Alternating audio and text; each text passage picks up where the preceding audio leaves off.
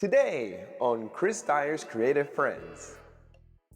I fell in love with the ability to change the way I felt in a room or a space simply by changing the colors or the configuration on one wall. Something was super powerful about that. And I fell in love with painting almost immediately. And I was like, I can take this tape and go into different rooms and try different things in my house. So I would go from room to room, try different things.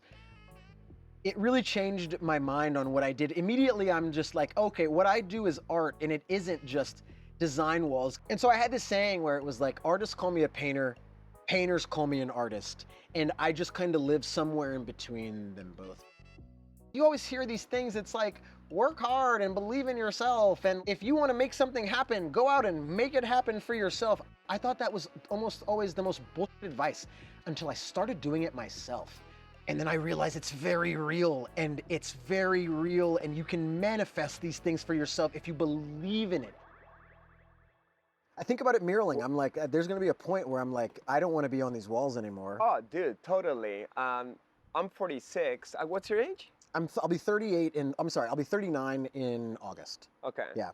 So you're getting close to your 40s, but you can still kick ass in all your 40s, I believe. But I'm more thinking like, oh, I'm gonna be like 50 in 4 years. Do I still want to be like crouching down in the middle of a dirty street, you know, just like sucking fumes all day? Like that just does not sound like something I want to do like forever. Maybe into my 50s I'll still be kicking ass. Totally. But what about my 60s or 70s or 80s? At one point I'm going to be like, muraling is done, spray painting is done. Yeah. Seems like brush painting's a little bit more forgiving on the body, no? You know what? I would think it's even more because I'm spending more time outside than you guys. You can get in and out of places pretty quickly, and for me, it's going to take a little bit of time, and I'm just sitting around second, third, fourth coats of shit. So, but Right. I was talking to Chad Mize is in his 50s. He's like mid 50, 54, 55 or something, and he was talking to me about it. He's like, I'm looking at 60 as like the point where he's like, I'm probably not going to want to do it. He's like, I have my days now where I'm like, I don't want to go. But if somebody calls and offers me 25 grand to put a mural on a fucking wall, yeah, I will show up, you know? Yeah, you can pay for that hip replacement. You can pay for the hip replacement, for sure. Exactly, right? Well, talking about health, I wanted to thank our sponsors, YAK SNACS, which are these delicious psilocybin mushroom gummies. It's 1/4 gram. Would you like one, Jason? I will try one, absolutely. Okay, here's one for you. Enjoy. I always take it at the beginning of the show. And you shall see my smile become bigger and bigger every second of this recording.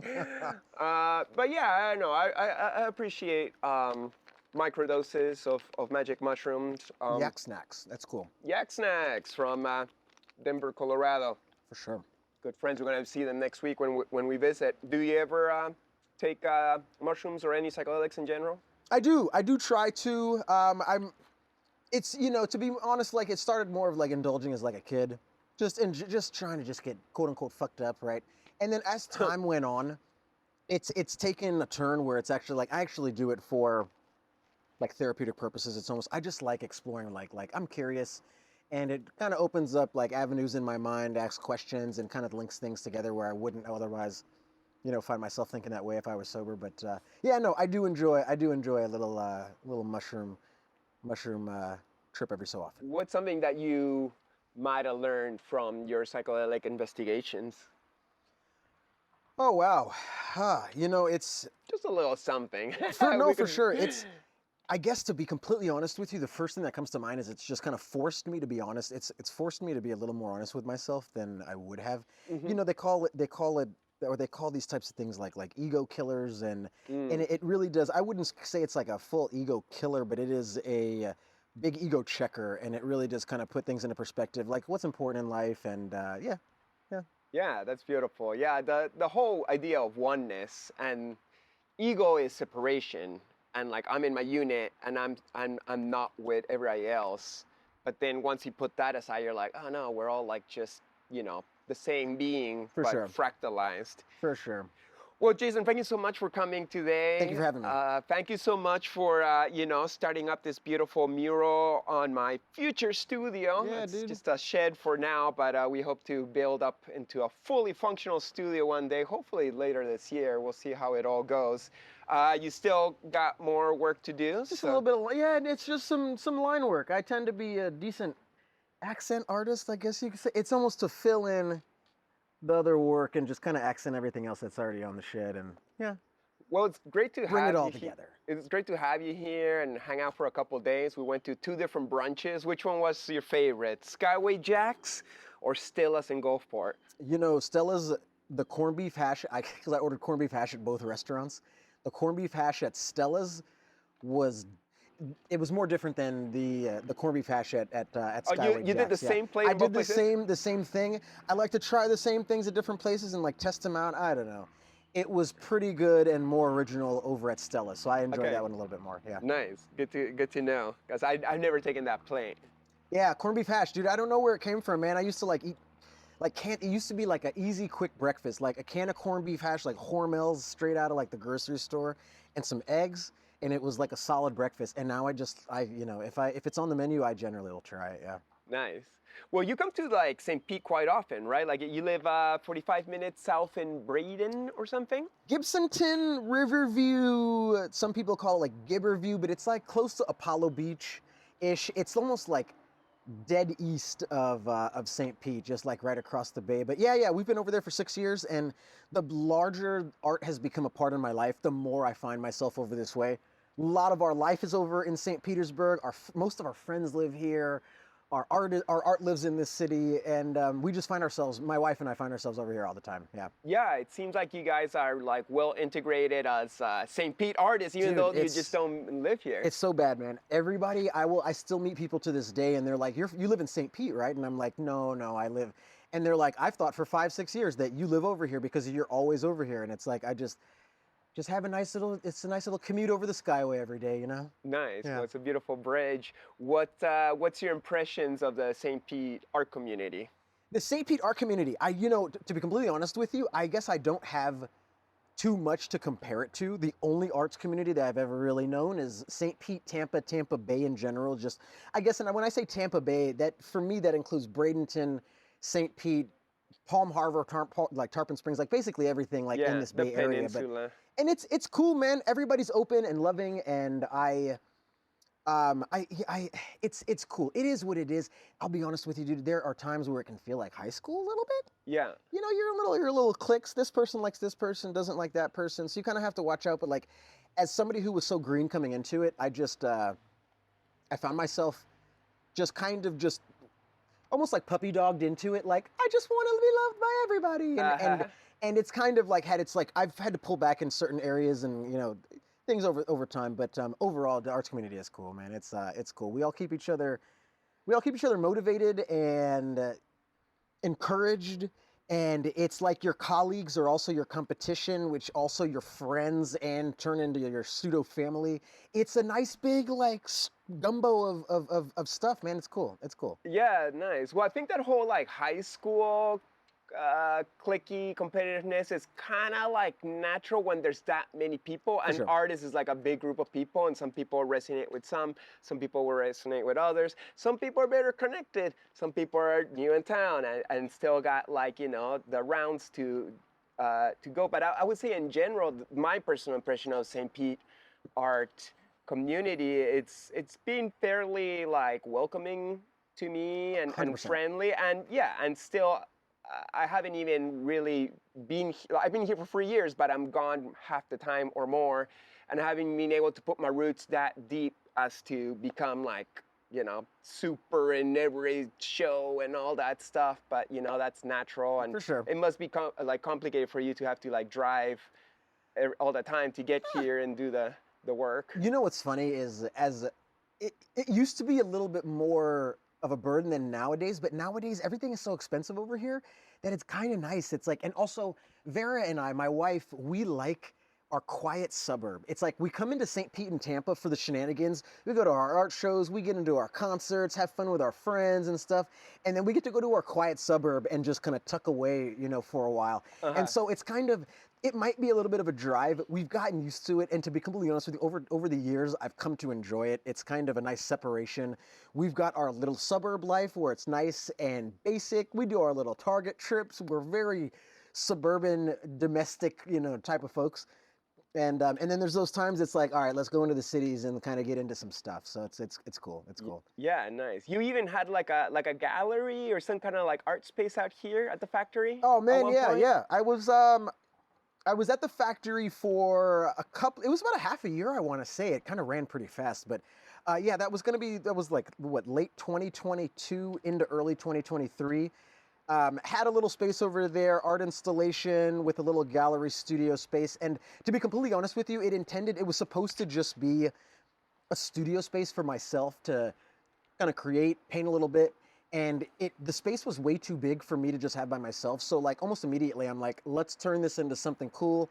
Ran it by the ownership at the time, and you know, they were on board with the idea. Of course, there's a story behind that later, but yeah, we had a fantastic time. I basically started to just throw shows for friends. If they had ideas, dude, come throw me your idea. Let's logistically figure it out. We'll get the bar from the factory to come hang down. John from the factory will come and throw the bar down. And we had Austin Vanderbleek from the factory. He was the DJ at the time, would come, and he'd always like take care of like DJ stuff. And so it was a cool little team over there, man. Like, and of course, like things kind of a little sour, but it was basically ownership. It was nothing with anybody else that worked there. It was kind of. Yeah. So what? They were like lending you the spot, and then at one point they decided not to allow you to do events there anymore. Like. So I'll start from the beginning. I'll start from the beginning over there. So the summer of 2022, one of the owners at the time, reached out, and she was like, "Hey, I've got this space here. This property's been open for 2 years now. I've got this space in the back that we've not been able to do anything with. It's a weird, like half of the space is renovated and like gallery-esque, and then the other half of the space is just like a loading dock of an old warehouse, right? Right. And I go down and look at it, and so she brings me down to look at it, and she's like, we were thinking about piloting an artist in residence program, and we'd like to do the pilot with you. And I was like, okay, cool, that's awesome. The factory, and I'll preface this by saying, like, the factory, the moment I stepped on the grounds there early 2020, when they were starting to, I guess, build the Florida-rama where it used to be the fairgrounds. Right. The moment I stepped on the grounds, it's one of the most beautiful properties I've ever seen, like, for artists. The combination of warehouse, like upscale, and just kind of, you had these like weird corporate office settings for like artists that may not be so familiar with like this like rugged warehouse feel. I really enjoyed the property. So like when I got called to like be the artist in residence there, it was a no-brainer. I was basically like, I absolutely love what's going on here. I had already painted there a couple of years previously. I painted a bathroom in one of their corporate office areas. And she shows me the space, and then we get this idea, and she's like, hey, you can have this space. And I'm like, okay, cool. So get this idea, and I'm like, how about to separate the downstairs rugged area and the upstairs, how about we just turn this downstairs area into like an art installation of sorts. I was like, paint the whole thing, the floor, the ceiling, all the walls. The ceiling became a little complicated. We ended up not doing that, but it was basically like, let's paint this whole thing. And so this room itself will sit as a permanent installation. And then whoever occupies the space next to it just kind of gets this adjacent installation that's permanently here for you, right? Yeah, and it was like an optical illusion of sorts, right? Exactly, yeah. And it was just easy for me to just carry lines throughout the walls, just kind of, I guess I have a way of being able to just carry lines over things and just kind of filling space. It's, I don't know. Yeah, I remember visiting you. It was very pretty. That was like right when we met. Yeah. That was, I want to say like October or November 2022. Because the first time that we met, I remember you guys came, Vera and I were painting the intersection at Child's Park. Yeah. And you two pulled up, and the only reason I remembered you was because you gave us some of your stickers, and I just put them in my pocket, and then later, I was like, oh, that's who we met that day. Like later, and then you just kind of it was like, oh, that's who we met that day. But then I saw you at that house party of Dan Barojas. At Dan's, yes. Then we met at Dan's, and then we started to chop it up and actually like talk a little bit and kick it. Yeah. But that was the very first day that we met. I remember you guys pulled up on Vera and I remember you were like, I like your, you called it like a target or something. You were like the bullseye or something. You're like, he's painting a bullseye on the street, or I forget exactly what you said. Like a mandala or something. But it was something like that. But I do remember that was the very first time that we met. Yeah. So the factory start painting the space, and they agreed to, we'll reimburse you for the supplies that it takes to paint this space. And I'm like, cool. And then the upstairs space was just supposed to be studio space for me to do whatever in. I've got a couple of months in there to hang out. And then quickly, as I start painting the space, I quickly realize I'm like, okay, this is a little bit more of an undertaking than I thought. I'm going to need a little bit more money than I thought. So talked to the owners. At the time, they verbally agreed to stuff. I had already signed an artist in residence contract for like, it was like $1,700 or something like that. And I'm thinking at the time, this is all I really need. It's totally fine. I just get a cool space. It's open. I can do what I want. And very quickly, I want to say within like 2 to 3 weeks, I'm like, I think this is quickly like going to go overboard. So I talked to the owner. We verbally agreed to be reimbursed for the painting of the entire space. It was huge. All expenses. And in the end, it ended up coming into like, it was like $7 or $8 grand. I did use some of that money to fund some of the shows that we were doing as well. There was return at points that I never got to see any of it back at the point. But I quickly tried to find ways for them to recoup the money, because it was immediately, I'm like, we can sell this space. It's too big for me to just hang out here by myself. Let's throw shows in here, turn this into an event space, because at first it was supposed to just be like art stuff. Yeah. And then very quickly during some of these art shows, people would approach me and they're like, hey, I've got a baby shower, or I want to throw can I do my podcast in this room here? Yeah. Or can a clothing company based out of Denver, actually where you're going, it's called Be Fresh Gear. They did a little clothing photo shoot in there one day. And it was just like, the space became like, almost like a multi-function space that you could just basically do quite a bit with it. And at the time, we weren't making a lot of money out of like using it for the multifunctional thing, but I was basically trying to show and prove to the owner that like, there's a way to monetize this space, whether I'm here or not. Yeah. You can continue this to kind of go down. Yeah. Throw a couple of shows. Didn't Chris Markovich have a show there or something? I reached out to him for the Christmas show. So the Christmas show was like really kind of what kicked it off. Like I had like a little opening show in November, but the Christmas show during Joy to the Way World, the Christmas show that we threw that Christmas, I just reached out to everybody that I knew, whether I knew them personally, whether I knew them just through Instagram, whether I might know them adjacently and I would like to get to know them a little bit more. Yeah. I reached out to everybody that was interesting to me at the time, and I'm like, hey, would you be interested in being in this Christmas show? I reached out to way too many people, ended up being like 35 artists. Figured out a way to accommodate all the art. Almost everybody said yes. In fact, everybody did say yes. The only people that couldn't come, like things got in the way. I get sick. I'm stuck in, this city traveling or whatnot. So everybody was super open and welcoming. And it was, to be completely honest with you, it was very cool, because there were some people who, they had told me, in hindsight, that they never intended this, because of the issues that they had heard with ownership about the property, they never intended to step foot back on the grounds. But when they saw what I was doing over here, they saw that it was like what appeared at the time to be, like the backing of ownership to kind of like, let's turn a new leaf with artists in town and actually like open up spaces so we can do these types of things. They were even like, we're re-energized and we'll come back into this space, but only because of you, and like, you've given us a different light.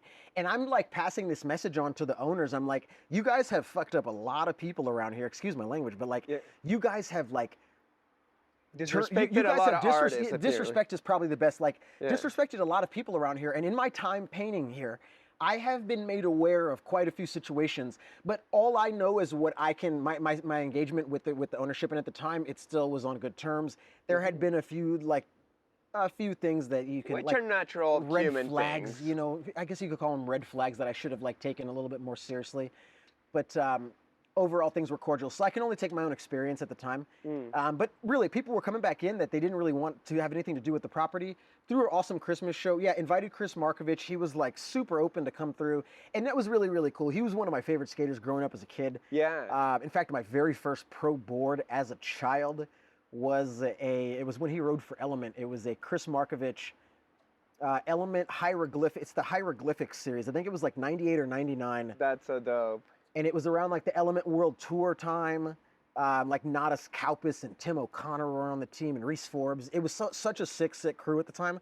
And so he was like one of my first, like, I'm just getting into skating, and I just loved the way that he just kind of charged and went for it at all times. It's crazy to see him still at the age that he's at right now. Yeah. Still charging the way he does. Yeah, it's so more like than ever, if anything. Well, I know more than when he was in his 20s, but for somebody who's 51, 52, props to him. Dude, insane. I only hope that my body can run the way his does into my 50s, yeah, for sure. As long as I'm skating, I'm happy. But I'll never skate like him. Dude, even just rolling around nowadays feels so nice. Just like, it's just, I go to the skate park by my house sometime in Apollo Beach. It's Apollo Beach skate park. I keep kicking the ground. It's cool. Hi, we take a little break from our super awesome podcast show so that I, your artist friend Chris Dyer, can tell you about my brand, Positive Creations, which I have been doing for 20 years.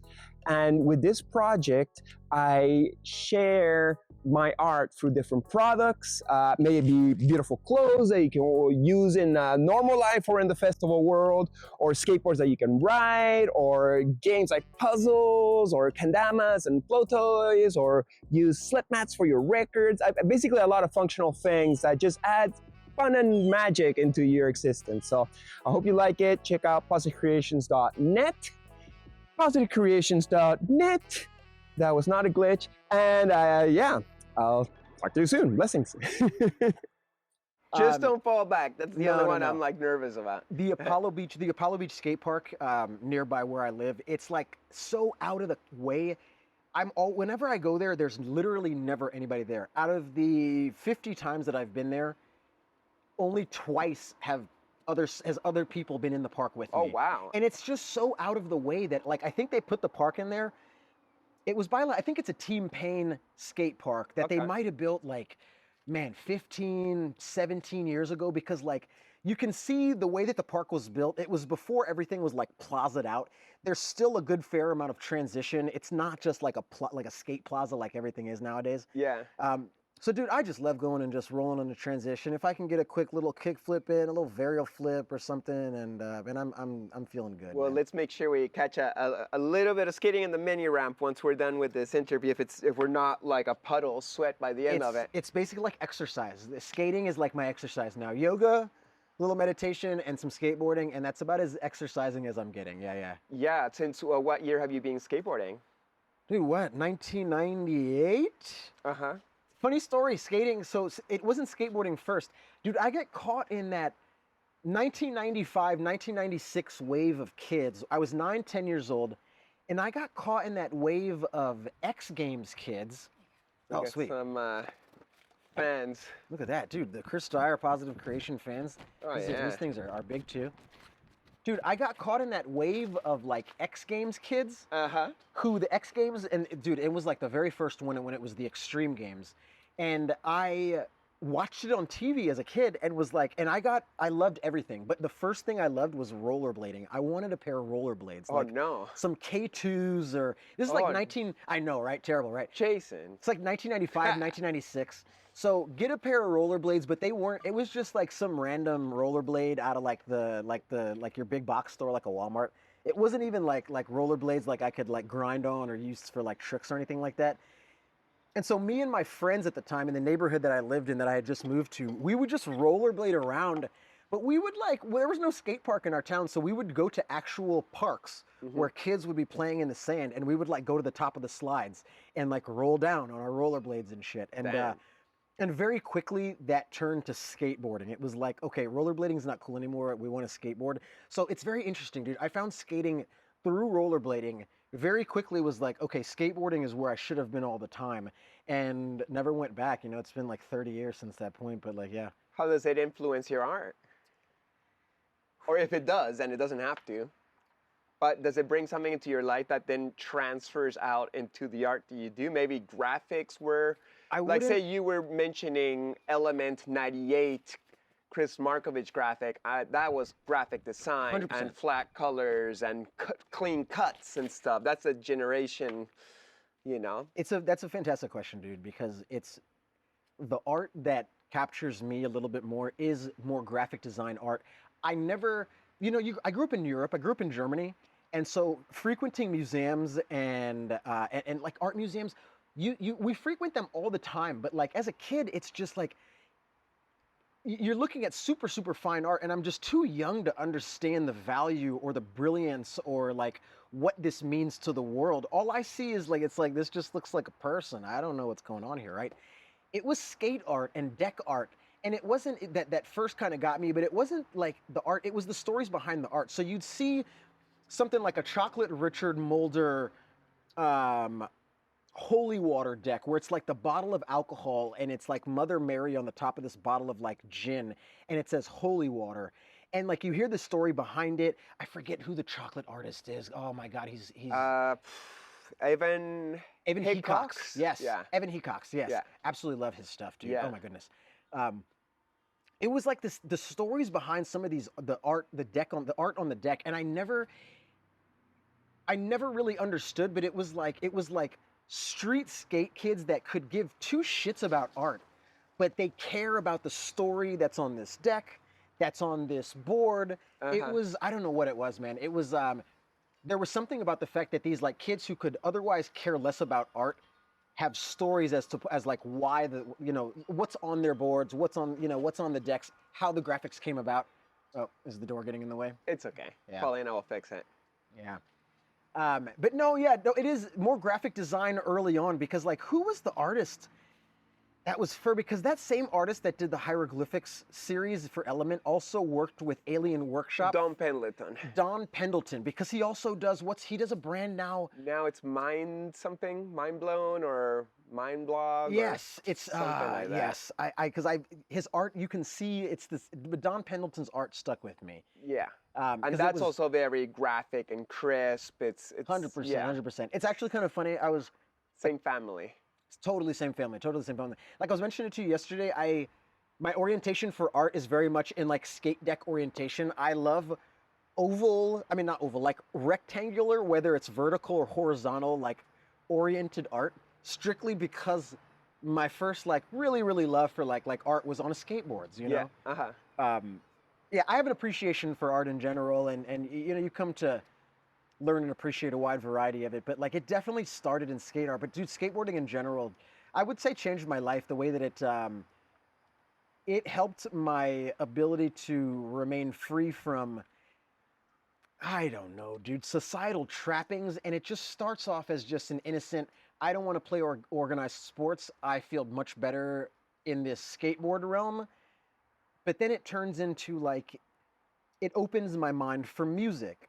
It opens my visuals for, I don't know, like an appreciation for a lot of things, dude. It's very hard to put into words what skating is. It's a unique culture and a unique activity, and yeah, it could be considered a sport or exercise, but it's an art form. Totally. It's an expression. There is definitely, it's like if skateboarding was like the body of a spider, there is definitely an arm of that spider that it is a sport. And I honestly still, I do appreciate and love the competition aspect of it. I still watch Street Leagues and X Games and Duke Cups, and there's so many random tours that I find on YouTube now. But I still enjoy the competition side of it, but I recognize it as competition, and I don't mistake it for like the pure art that some of these dudes are kicking it in the streets, man. There's some things that like these guys would never do well in competitions, but they look like they're just floating on concrete in these streets. That it just looks super, super good. Skating, it does something to me. Yeah, nice. Well, I look forward to your birthday montage. Dude, I want. It's my dream. I haven't filmed a skate part since high school. In fact, what's so funny, I actually have a copy of the VHS of that skate part at home.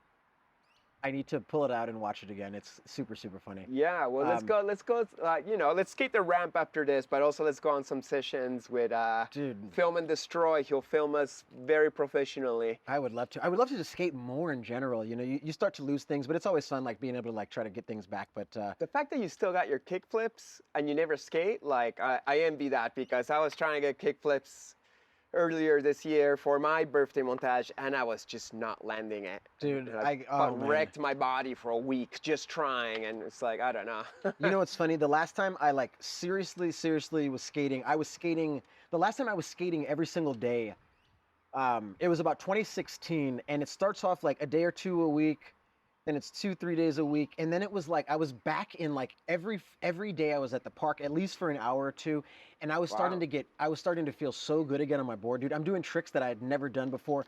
I'm like doing switch heel flips, and they felt so good. I'm doing like nollie 360 flips, and they felt so good.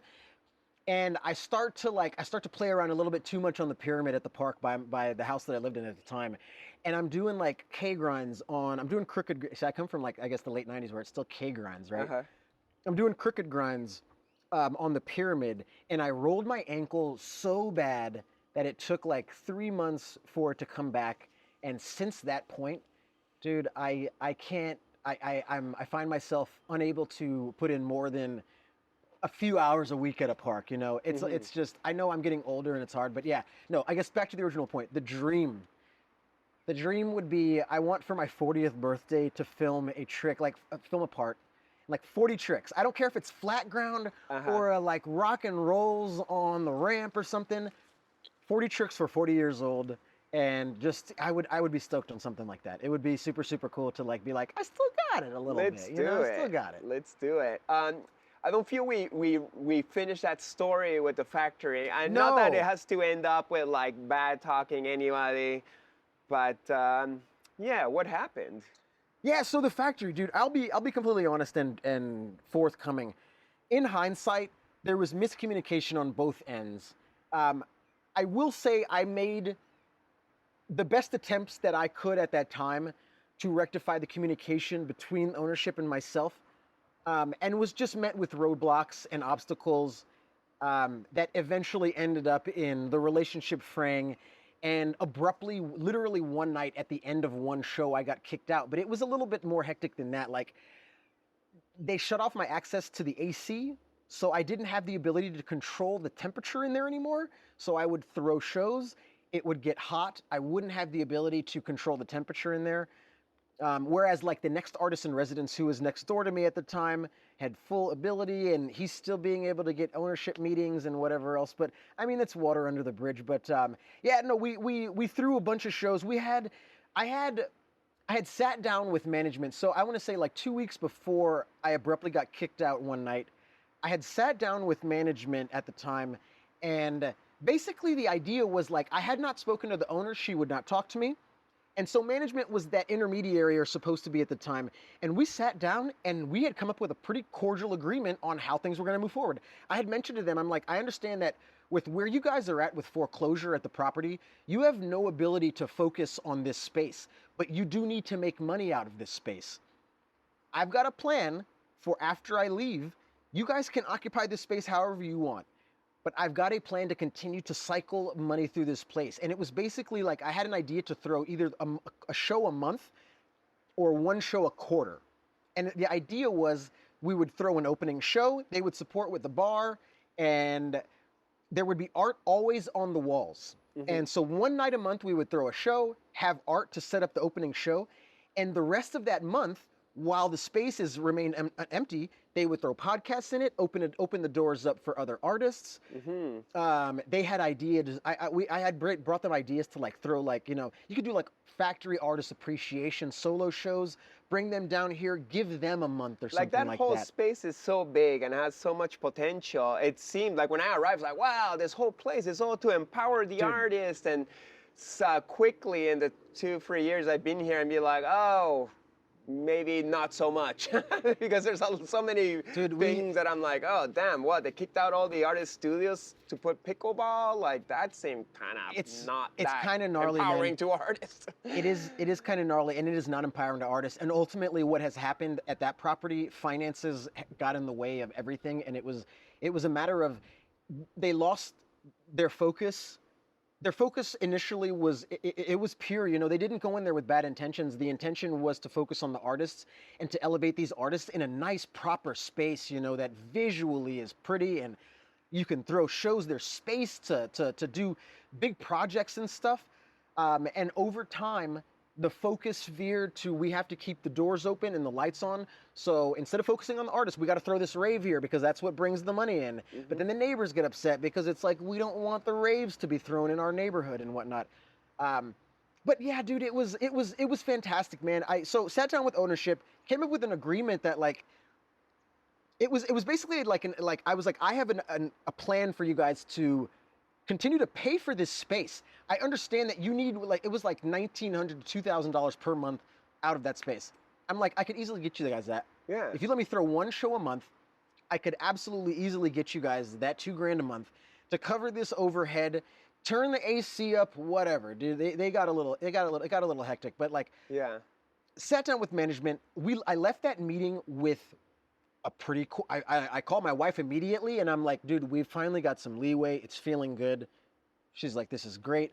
and I never heard back. I never heard back. So I'm guessing what happened is when management took the proposal to ownership was just like, fuck it. Or who knows, maybe they could have just been wrapped up in needing to keep the doors open because they were so focused on only keeping the doors open financially at that point in time. Yeah, maybe they just don't have much money and they had to cut the corners, and they continuously cut the corners, and it's too bad. Yeah. There's other decisions of that whole space where I'm like, that doesn't seem logical to me, but I don't want to criticize anybody publicly. I want to wish everybody the best. I've done a show at Florida Rama. I saw lots of room for improvement in the whole thing, but at least we brought people together and joy was shared, so I'm grateful for that. The owner of Florida Rama used to also be one of the owners of the grounds of the factory itself. If what I've been told was ownership was split between two families, but one of the families was also the largest tenant of the factory grounds, which is Florida Rama. That person very much has well intentions for the arts community in St. Petersburg. Mm-hmm. And I think what happened was the relationship with the other side got in the way, and it just became too contentious to it really turned off quite a few artists in town. And after my situation blew up, man, I was amazed at the amount of people that would reach out to me privately and say, hey, here's my story about what happened over there.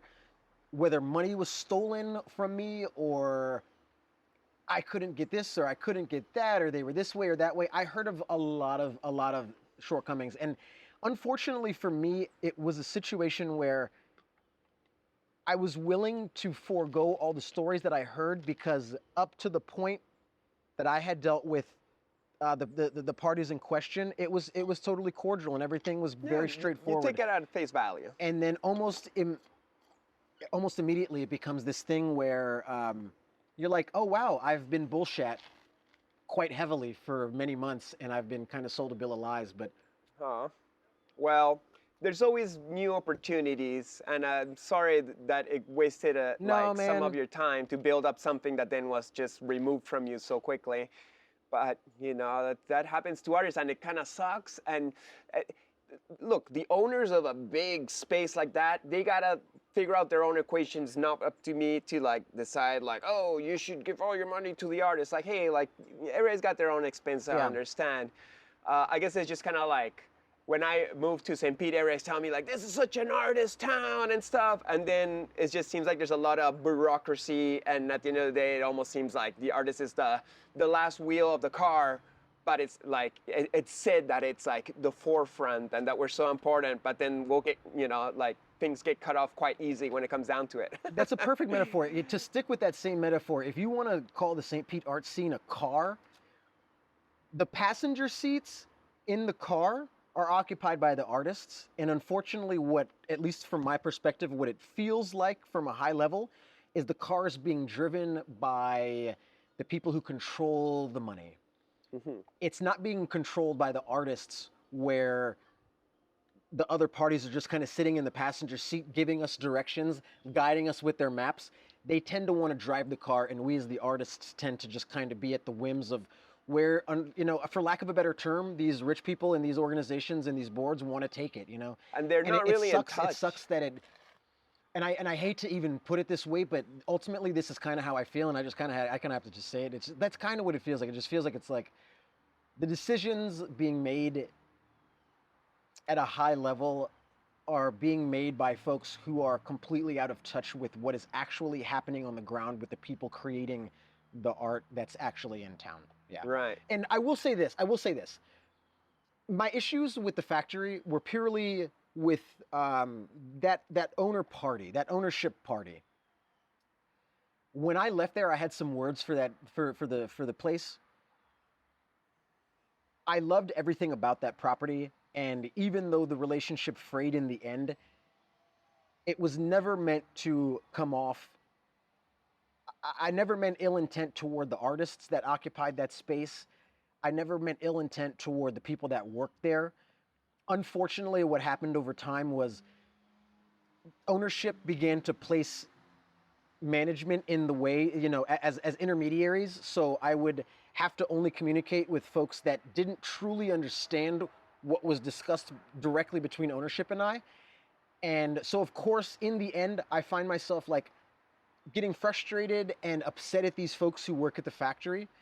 And in the end, it was, you know, and I can't fault them for how they may feel towards me, but it was, my issues were directed toward the folks who they worked for. And unfortunately, by the time I started to get frustrated toward them, ownership had completely disappeared, and they were the only people I had to like direct my frustration toward. And so I've kind of apologized in a few ways, but I never meant any ill intent toward the people who work there. I understand that they have a duty to hold and person, somebody that they work for. But yeah, I enjoy that place, man. I enjoy the place. It was super cool. I like skating the property. I just like walking the property. Everybody that was there was cool. The artists are cool. And it was just, there was one weak link. And unfortunately, what's the saying? It's like, you're only as strong as your weakest link. And that weak link was extremely weak. And it just, and I gave into this weak link. And unfortunately, it kind of weakened me, I felt, for a time.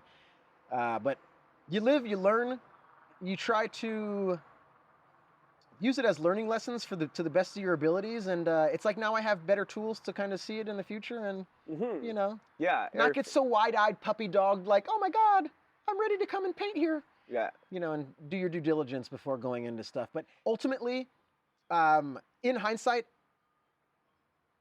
I proved to myself what was capable in there. I never knew that I had a feel for curation. I didn't understand that I had a feel for throwing shows. I didn't understand that I had a knack for hosting. And I loved everything that happened in there. I loved everything that happened in there. We had so much fucking fun.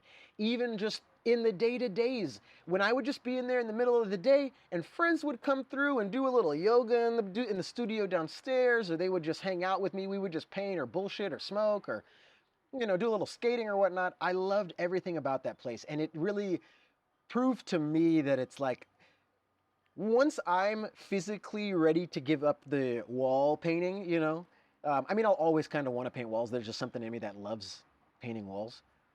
But there was something in it that was like, once I'm ready to take that next step, I think that may be a logistic, like a viable option for me to go into art career. I think I would love to like host and like run a gallery / studio / just kind of free functioning multi-use space and just kind of have really, really cool art shows, just kind of ideas for shit, you know? It's That's awesome. I had like a whole year worth of shows planned for the factory, and then abruptly, you know, one of the shows was a B-Box show. I know a guy who helps and owns a owns a honey company. It's called Bayshore Bees. And he has B-boxes. And the idea, we would do like this charity B-box where every artist would get a box where they would paint it in their own style, and it would just become one of the B-boxes around. So, I mean, just other things. Oh, I thought it was going to be like a beatboxing beatbox. Oh, no, yeah, no, that's kind of funny. I wonder if you could tie like beatboxing and B-box. That's kind of cool. But no, like actual like physical boxes where like the bees are stored and like where the honeycombs are made or whatever they're, I don't know how it works, but yeah. Well, thanks so much for sharing all that. No, dude, I absolutely, I love that. I love that time. I'm sad that it ended so abruptly and so gnarly. I kind of course, I made it more publicly than I needed to. I believe at the time what was going on in my mind was I had heard so many stories of artist shortcomings at this property that I felt my moral obligation at the time to just put the story out there and be public about what's happening there. Yeah, not like you're trying to cancel them, but like if there's a situation, it's like, hey, like here it is. Let's be aware of it. Is there solutions or I don't know, like hopefully solve these problems somehow. But I don't know. I guess, yes, I do believe that was the best intention. My intention was to bring light to something that ultimately needs to be fixed. And I guess, you know what's so funny is like, I guess this kind of plays into who I am as a person too. I tend to, and I've always been this person growing up, I've always been the guy who, I have a moral high ground that I like to stick with. And I generally take the most unconventional, rough approach to trying to solve it, right? Instead of taking the politically responsible, like, let's play politics and meet in the middle and this is how we fix it. I'm the dude who's like, burn it down, it needs to be fixed, this is what's going on. And what's so funny is like the factory was kind of my first public example of it as like an artist in town. But I found myself, I did it in corporate America. I kicked myself.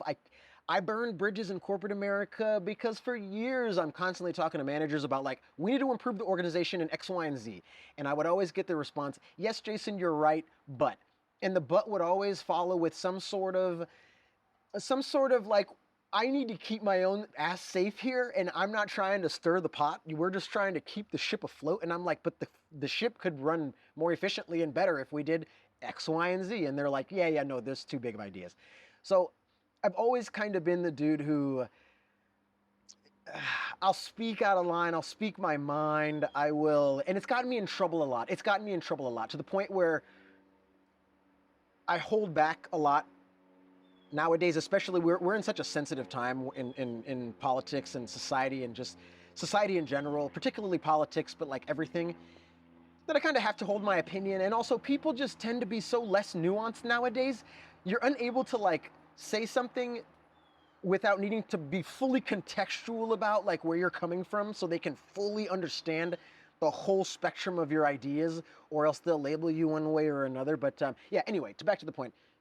The factory was a nice example of like just me just kind of like, in order to fix it, let's burn it down, as opposed to like, how can we politically figure this out in a more cordial, effective way, right? It's like, no, they're doing shit over there. I'm going to tell the world. I don't know. Nice. Yeah. Wow, you had to do what you had to do. So let's talk about walls. You're a relatively newer artist. You were talking about working in corporate America, and now you're an artist in your late 30s. What happened? Dude. So I guess what's funny, in hindsight, I probably have been an artist my entire life, and I just expressed it every other way besides like actually painting. And so my artist journey kind of started when we moved to Tampa Bay, like specifically when we moved to Tampa Bay. Before Tampa Bay, I lived in Orlando for 15 years. Okay. And typical domestic corporate dude, I traveled and worked for Oracle, where I worked in their hotel division. And the company that I worked for was Micros. Micros got acquired by Oracle, long story. But anyway, I worked in their hotel division where I installed property management software for hotels. So like when you go into a hotel, the check-in, check-out software, the property that would generate your bills, that would be able to charge, like whenever you order a movie on your TV and it charges your account, I would be in charge of like installing, training, and managing those systems at Hyatt and Wyndham properties in corporate America. So I started for many, many years. I traveled around. I spent many, many years in Canada. In fact, I've been to, I think it's like 9 out of the 10. Is there 10 or 11 provinces in Canada? 9 from my understanding. Okay. I've been to the majority of them. The majority. I think I might have spent like a year and a half, up to 2 years of my whole life in Canada, between like 2009 and 2011, 12. But worked in corporate America I did that for many, many years. Then I got off the road. Anyway, long story short, moved to Tampa Bay. And we finally bought our first house. Prior to moving to Tampa Bay, I'd always rented, so we're unable to like do home improvements. I can't paint. If I need anything in my apartment, I would just put a service request in for something and somebody would show up and fix it, right?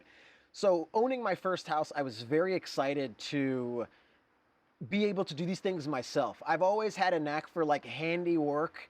I've never been a handyman, but I always loved taking it on myself. So I have changed every light in my house, every fan, all the plumbing. I've messed with so much things. I've replaced the sinks and the garbage disposals and the dishwasher I enjoy doing it myself, figuring it out. YouTube University is amazing, right? I just love doing that type of stuff. So, you're like Paulina. Dude, it's amazing. It's amazing. And I just have a knack for it, right? I get to a point, if I get scared, so the only time we ever call people is for the AC. I'm afraid to mess with my AC unit. So I'm like, yo, the AC guy's got to come out. It's a complicated equation. But anyways, you're fixing up your house. Yes, fixing the house. We move in, fix the house, and on the list of things to do was painting.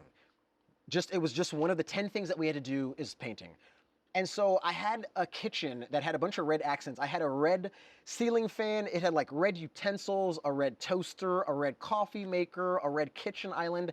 I just wanted the kitchen to be like fully red. So my thought was I want to do some sort of accent wall for the kitchen with red inside of it. But I'm not a painter. I don't know nothing about accent walls. So I go to Pinterest and I type in DIY accent walls. And the first thing that pops up is put tape on your wall in random configurations and then just fill those areas in with accenting colors. So I picked a couple of different grays. I picked a couple of shades of red, filled in the shapes, pulled down the tape, and I filmed it. But I filmed it just for Facebook, just so like the friends, it's like this was cool, you know? Yeah. And in that time, something happened in that kitchen where I was like, oh, something about this is super fun. I fell in love with the ability to change the way I felt in a room or a space simply by changing the colors or the configuration on one wall. I could change one wall one color and I feel completely different in this room than I did before. Something was super powerful about that, and it was like it was just painting, right? But it was not artsy whatsoever. In fact, like it was just kind of paint centric. It was like I called them design walls or feature walls. But anyway, I fell in love with painting almost immediately, and I was like, I can take this tape and go into different rooms and try different things in my house. So I would go from room to room, try different things. Let's try a star configuration.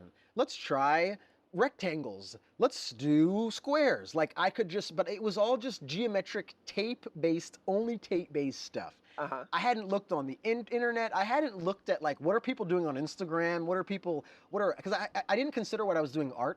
Yeah. So I literally never tied the word art into anything that I was doing. I would look up like, what are home builders or interior designers doing for like accent walls? You're just pimping up your kitchen.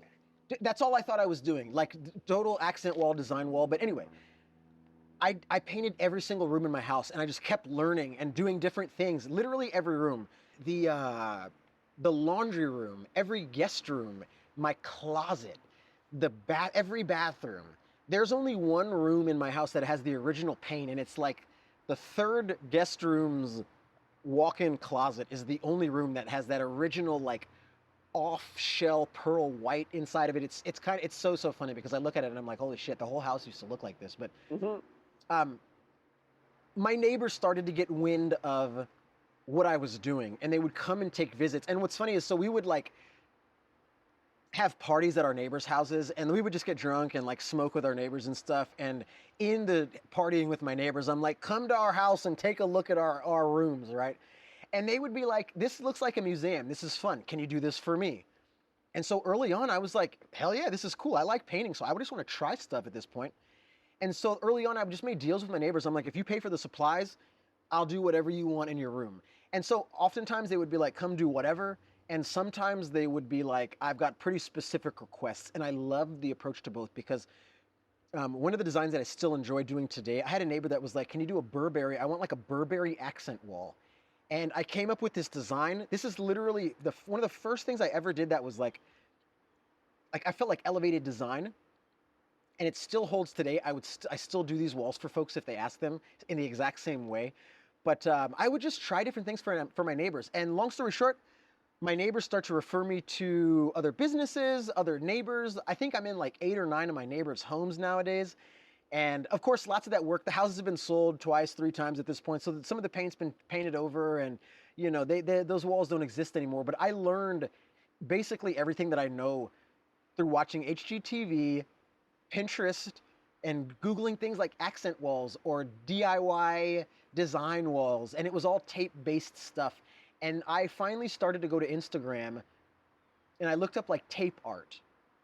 And then it like opened my world so gnarly, dude. Like it was almost immediately I'm like, holy shit. There's so much that these people are out here doing with tape. And I want to point out one dude who's still out here murders it with tape. His name is True Colors. So if you look him up on IG, TREW Colors, COLORS. True Colors, one of the most phenomenal tape artists, and he has stuck with the tape art, but it is pure tape based. I have kind of learned to evolve my tape. I will cut it and stencil it and sketch it and, You know, I use it as a tool now in certain ways, but like True really keeps his stuff like, it is tape based. I don't know how to explain it. You have to kind of just take a look at it. But True Colors, he's one of my favorite artists living today because of what he's able to do with tape. I didn't even know there was like a tape art genre for art. I thought it was just street art using tape. Totally, dude. I didn't know either. Or muralism using tape. I didn't know it was like a whole movement of tape artists. Same. Sweet. So then when did you decide like, okay, I'm going to be an artist now. I'm going to leave this whole corporate hotel situation and I'm going to like, you know, be this artist at age what, 35 or something? I think when I went full time, I was 30. So this was like 3 years ago. So what, 30? Yeah, 35, 36 maybe? Yeah. 35, 36. Hi, we take this little pause from our conversations for me to let you know that I got a brand new art book. This is my second art book, Shamanic Journey, that just came out with Last Gasp Publications. It's a 256-page book, full color, shiny, beautiful pages with full of my art, writing, stories, basically everything I've done in the last 13 years. And I worked really hard on this book. It took me months to lay out by myself. And obviously the art has been a labor of love of many years. And I've condensed it all in this beautiful book that now is available on positcreations.net. You can get a signed version. You can get an unsigned version for a little bit cheaper. And yeah, this won't run out of electricity. On this digital world where we gotta charge everything, or a solar flare could knock out the electricity of the world and you'd be like, whoa, where did all my Chris Dyer go? No, this runs on energy forever. You never gotta charge it, you never gotta water it. It'll always be there to give you new inspiration and art. And I've done this with a lot of love, you know, and I hope that you will get a copy for your own personal library. And reflect yourself in it and make your own book and story of your life. But here's mine, and I hope you will enjoy it. positcreations.net. Thank you. So I started Wayward Walls and Interiors, and the idea was just to have a proper outlet for the little bit of money that I was making doing my little side hustle. It was just a quote-unquote side hustle for a long time. And originally, my goal was, because I fell in love with just the idea of space transformation, I initially got my name out in that area of the East Tampa Bay.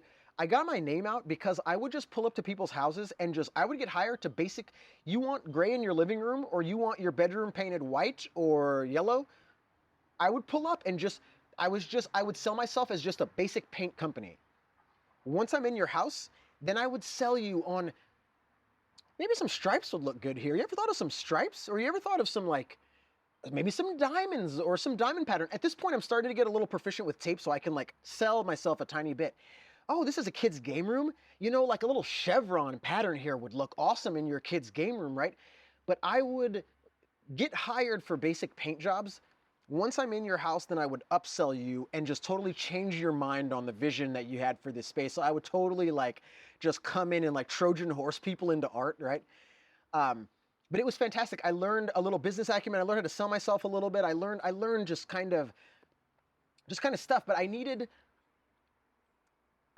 that as a way to. I assumed that the accent walls alone would not pay the bills, but just basic painting would, right? I also found the disconnect was always super crazy with artists and painters in general, because I feel like if you have like a Venn diagram of like artists and then painters and you overlap them, I was that slice in the middle, because I found it fascinating, right? There would be people who would be willing to pay a painter $5,000 to paint their house white, one wall, one color white, but that same person wouldn't pay an artist $5,000 to do intricate bodies of work over that same space or over a wall. I was like, there's a disconnect here, right? So in my pitches, I couldn't use the word art. I would upsell myself I would use terms like design and designer and you know, I'm just a laborer, or I'm just one of the laborers that you need for your house is being constructed. I can come after your drywallers. I would sell myself as just a step in the process. Like a contractor. I'm just a contractor. I am not your artist. I am just a contractor, but my focus is on design walls, interior art. You could say that's a new term is interior art now. Huh. But that's kind of how I got my start. So I would get in there and I would start painting these walls. Anyway, and so I'm making a little name for myself over in East Tampa Bay. I'd never touched foot in St. Pete, a lot in Tampa. It was basically like Brandon, Riverview, Gibsonton, Apollo Beach, like that whole area. I was just checking off little suburbs, a little business here or there. My first business was like a nail salon in Channelside, dude. Shout out to Julie Fan and Jason for giving me that opportunity, dude. I was so nervous, like painting in my first business. I'm like, oh my God. Best nails in town. Oh, dude, man, it's still there, man. I think it's Prestige Nail Bar is still there in Channelside, Tampa. It's still there. Go check it out. Those accent walls, they still live. But like 5-6 years later, they're still in there. But I got called from the director of Shine mid-2020. That's Janae, or? It was Janae. Okay. It was Janae at the time.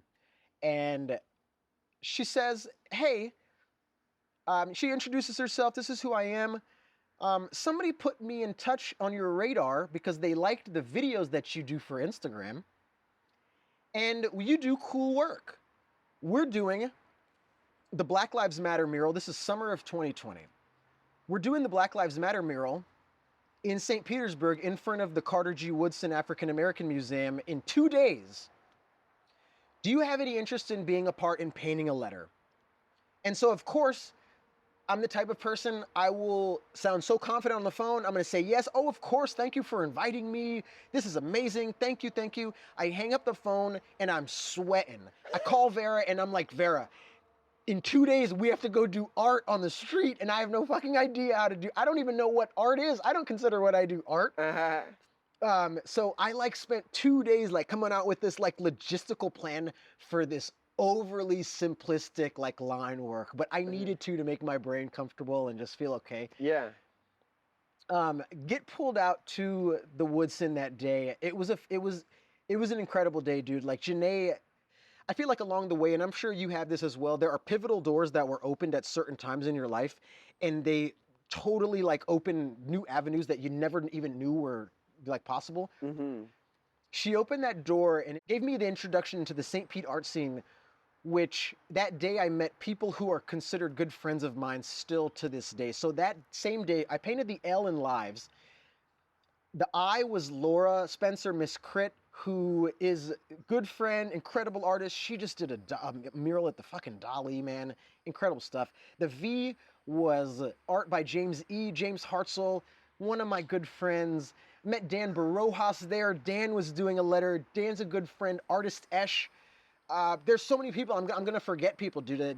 I met Jujmo Cheryl that day. So many people, like people that we hang out with to this day, like whether they're still just artist friends or like super tight, close friends. That day opened a door that we still are we find ourselves going down today, because that was the first day that I considered what I did art. It was the first day that an old high school friend of mine called me an artist, and I'd never been called an artist, and it was fucking weird. I was like, oh, is this art? I guess this design wall stuff, this accent wall interior art is, I guess, art, right?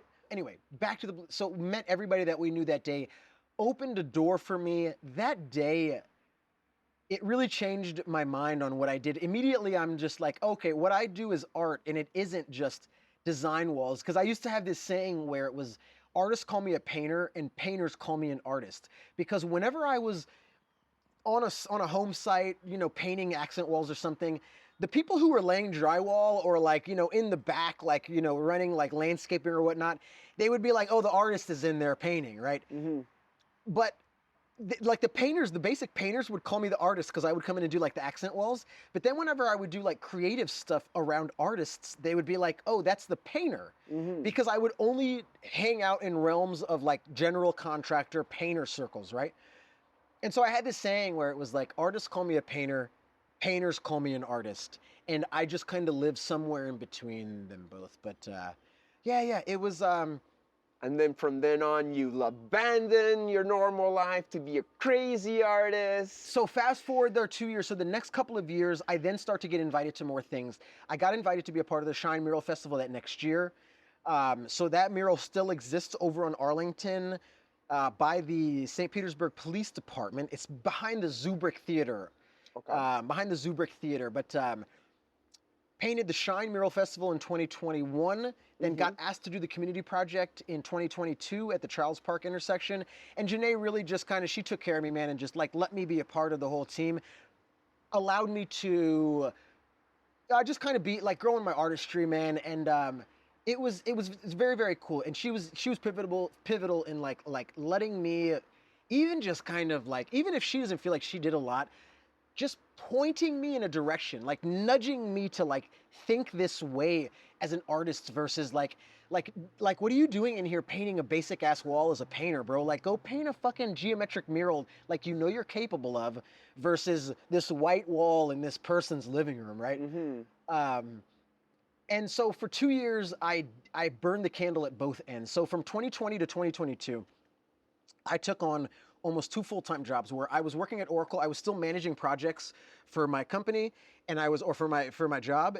And then I was also taking on like real paint jobs at this point in time. I'm taking on like full contracts to paint entire dentist offices and other things like law offices in Tampa and stuff. And I was burning it pretty hard. I was working 2 full-time jobs.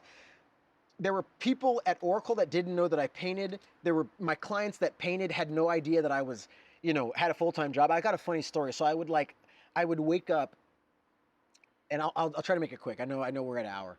There's no time limit. This is your chance to tell all your stories all you want. I appreciate it. Yeah. I appreciate it. So I would, for like 2 years, right? I would get up super early in the morning. I'm generally an early morning person anyway. I'm up at 5, 6 in the morning, and I would start to get up a little bit earlier. Get up at 4:30, 5 o'clock, right? And I would do like 2 or 3 hours of like hardcore work for like, I got to get this project information to this installer that's going to site today. I've got to get these invoices out to this property so they can pay their invoices. I was just basically handling my project management, like my duties at my job, right? But I would schedule my emails in Outlook. I would schedule them to send one every like 15 or 20 minutes. And I would schedule them to send throughout the day. And I would CC my bosses on all my stuff. So they would see all day emails coming from Jason, and they're just like, I don't have to worry about Jason. He's doing his shit. Like every 20 minutes we see email from Jason. Little do they know that at 10 a.m. I left, went to paint. And so my job thought I was basically running 2 full-time jobs. And I would paint all day, enjoy myself. And I'll tell you the moment I finally decided to go full-time. So I would work a couple hours in the morning, schedule emails to send all day.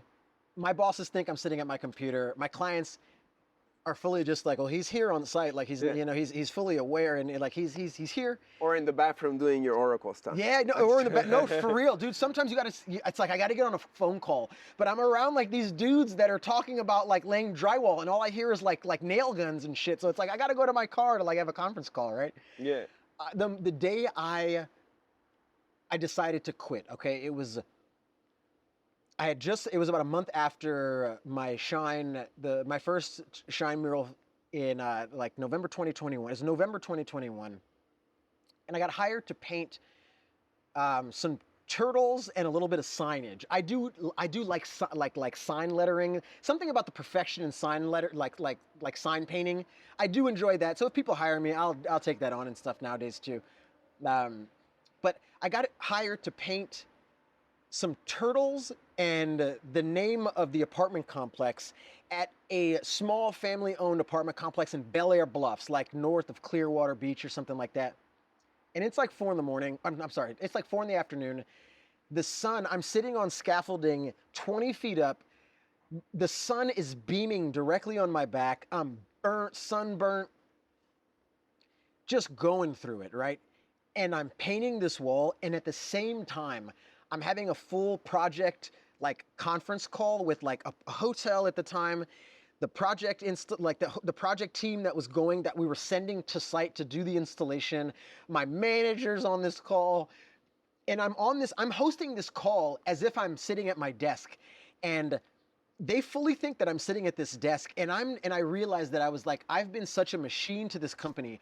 I did this conference call without having to think. It was just like clockwork. Like I was just word vomiting my usual speech that would come out, right? And I got through this conference call without any issue, and I'm sitting there miserable, like burnt on this wall, miserable from this phone call. And I realized at that moment, I'm like, yeah, I only want to do one of these. And the direction that it's heading, you know which one you want to do. I want to continue painting. And I'm not bummed that I'm sitting out here in the heat. I'm bummed that I'm sitting out here in the heat on a call that I don't want to sit on.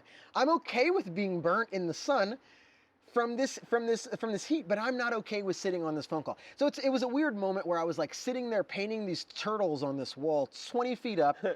And I'm on a call with these people that I don't want to work with anymore. And like, shout out to those folks over there. They took good care of me, and they dealt with a lot of bullshit with me at the end because I became miserable and unbearable.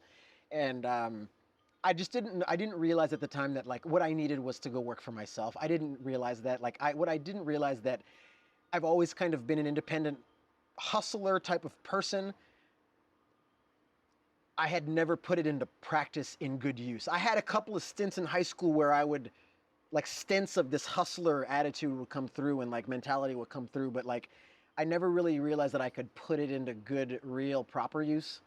And so yeah, made the plan. This is November 2021. My wife, Vera, she was like, dude, I've been waiting for you to make this decision for a while now. When are you going to quit your job? She's been the biggest set of support for me. I don't know what I would do without her. I would have quit what I do now 20 times, and I would have came back 20 times, and I would have quit another 20 times. She keeps me in line when I feel like the world is falling apart and I can't get a client in the world. She's like, bro, just chill, man. You're good. Everything will be fine. And when things are going so good for me, I'm like, I'm unstoppable. She's like, bro, calm down. Yeah. Things are good now, but you need it. Let's bring it back. She balances me out in a way that I do not understand balance in my own life, whether that be from genetics or my own doing in life and whatnot. She's absolutely been my support and encouragement, and I would have never been able to do it without her. But she's like, dude, just put together a plan, and if you can show me that you can execute it, let's execute it. So I spent from November 2021 till March 2022, stacked as much money as I could, saved as much money as I could, put together a plan. This is how much I'll need per month to kind of keep afloat. If things were to go good or bad, I'm coming up with like worst case scenarios per month, best case scenarios per month. How can I tend to be really analytical with stuff, and now I love that it can come out in my work versus like in my life. But you're like a mathematician artist almost. The little bit of math that I do, yes, I put it into my work, but it does come across in my life sometimes, man. And so I come together with a plan, dude, and it was even a little bit more hectic and scary because during this whole time, I quit my job 2 weeks after proposing to Vera. We had been together for almost a decade, and so I proposed to Vera in New Orleans. We were on a trip with my best friend and his wife now. And we're in New Orleans having a great time. I proposed to Vera. And so now I've got the stress of like, I am now full-time working on my own, but now I've got to pay and figure out how to pay for a fucking wedding. It was pretty hectic, man. It was hectic, but it was doable, manageable. And what's awesome about it now is like, there's a little weird stress that like my very first year of being full-time as an artist, I also had to help pay for this wedding. And so once the burden of that wedding is off, it's like the next year, you don't have to worry about 20, 30 grand. You got to come out of your pocket somehow. Every year there's like a 20, 30 grand window where you're like, I can kind of play in here. Let's go on vacation. Let's go on. But it's like, I don't know how to explain it, but like, it was weirdly, I like that it actually happened because it was one of the most expensive years that I've had on paper, and I was able to figure it out in my first year of being full-time as an artist. That's So I was great. like, if I can figure this year out, dude, no matter how bad years are, I could figure it out. Yeah. We can, and it's just, again, dude, and again, I'm not going to say like it's perfect, dude. There are some months where it's like, I got to run the credit card a little harder than I would like. Yeah. But then there are other months where it's like, we're going to jip that credit card back off. We're going to cut that credit card back down. And Right. it's cool, man. You know, but I would much rather deal with that stress of working for myself than the unbearable stress that I was putting myself under working for somebody else and dealing with somebody else's vision for life versus having full control of the vision that I want for my own life. You know, it was my corporate journey ended because of a lot of that. I was just unhappy in life, but I didn't realize what I needed until art and the painting came around in my life, you know. As I started to paint in 2019 and 2020, I also started to go to therapy and peel back layers of my life. I was, being forthcoming, I was molested as a child by my uncle as a young boy. Damn. It was pretty rough to like, and it was rough to kind of come to the understanding and like realization of like what had happened to you as a kid. And so like growing up in my teens, dude, it was like once drugs came around, I was totally in that ship of like, we're gonna just get fucked up and numb everything that you're dealing with, right? But I lived in these weird boxes where I was like, as long as I keep a good job and have good grades at school, I'm totally in control of this, right? And so for many years, I thought I was in control of my life because I kept a good job and I had good grades. You quickly realize that like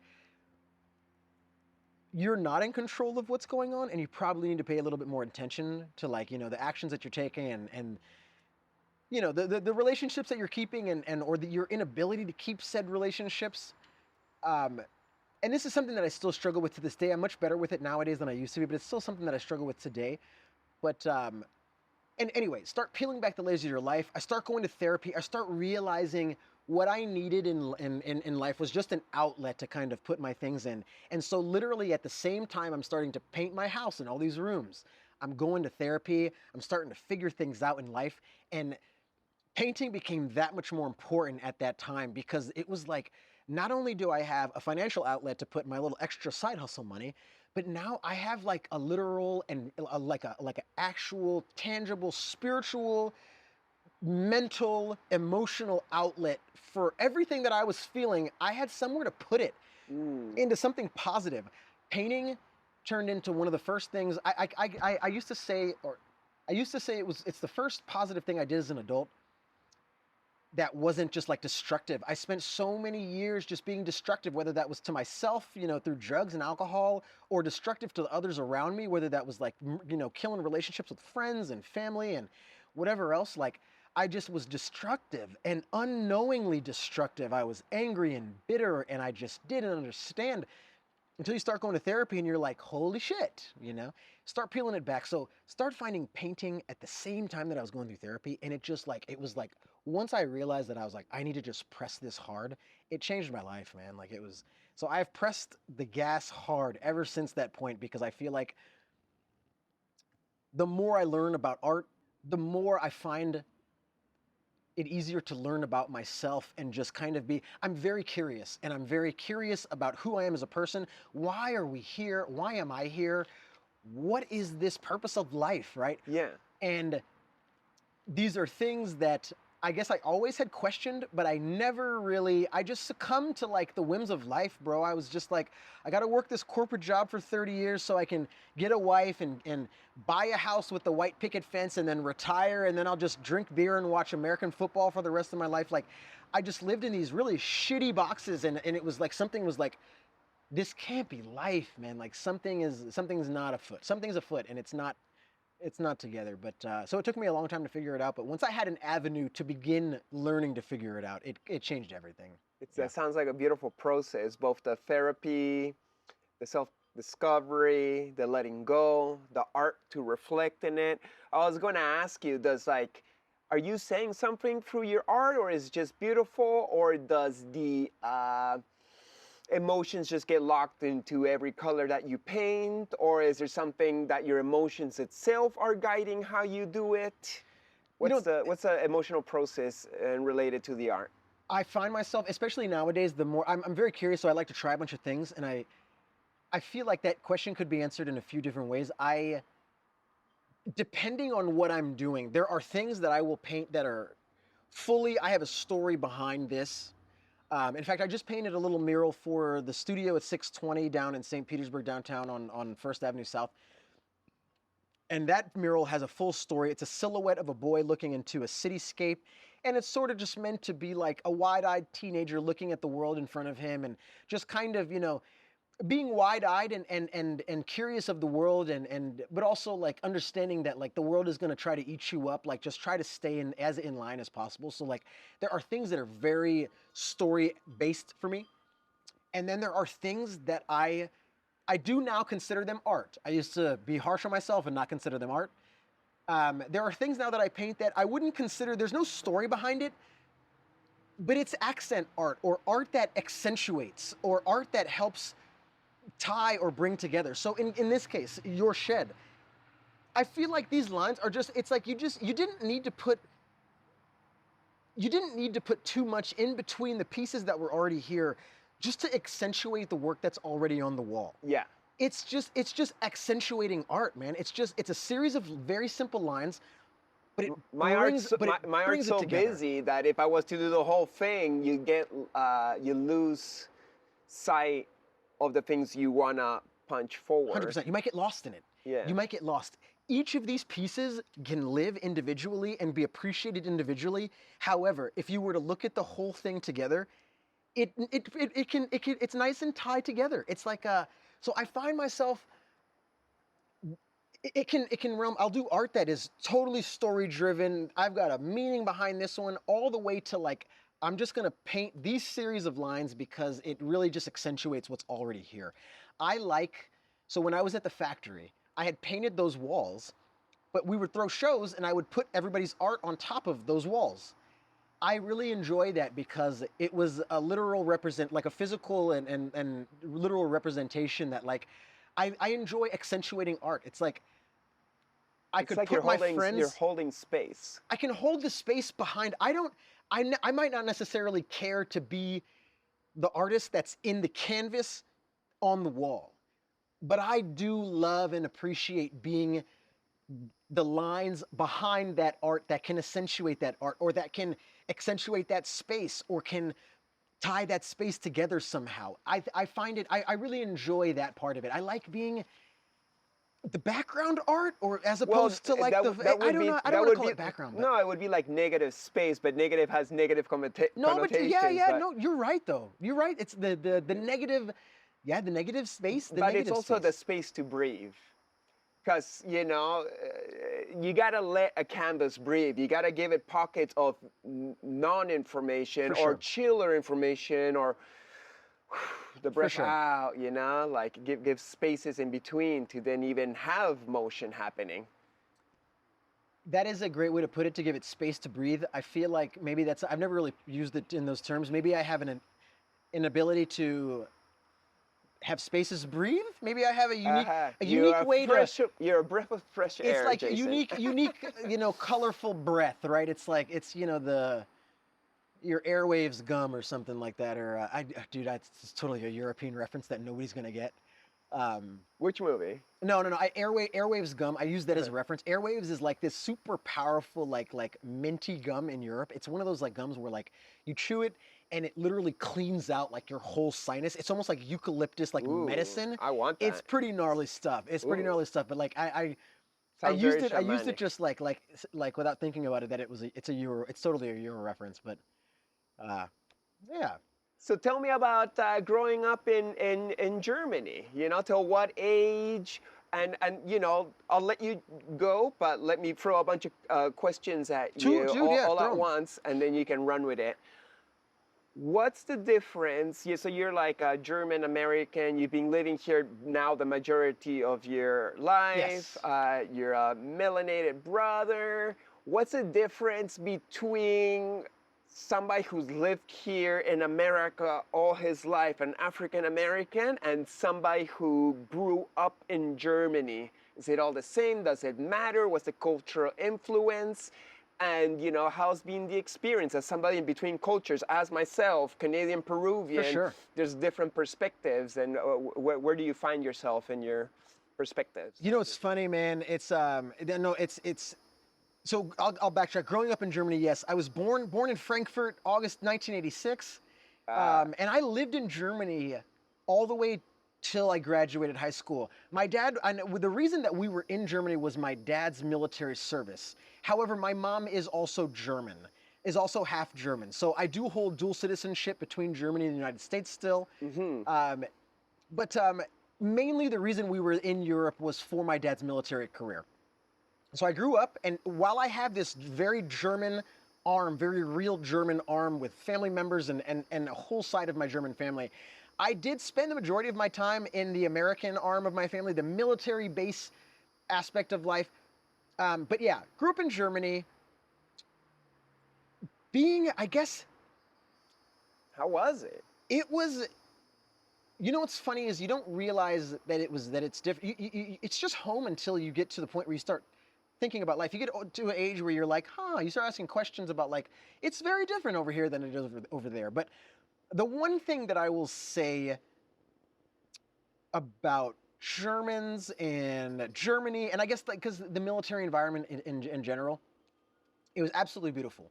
The military environment was, and especially we grew up it's the late 80s, early 90s, early 2000s, it was a nice, and I hate to use this term cliche, it's a very cliche term, but it was a melting pot. You had so many people from so many different backgrounds that it was hanging out. My group of friends was, the most diverse group of friends. I had one of my closest friends still to this day, Black Filipino.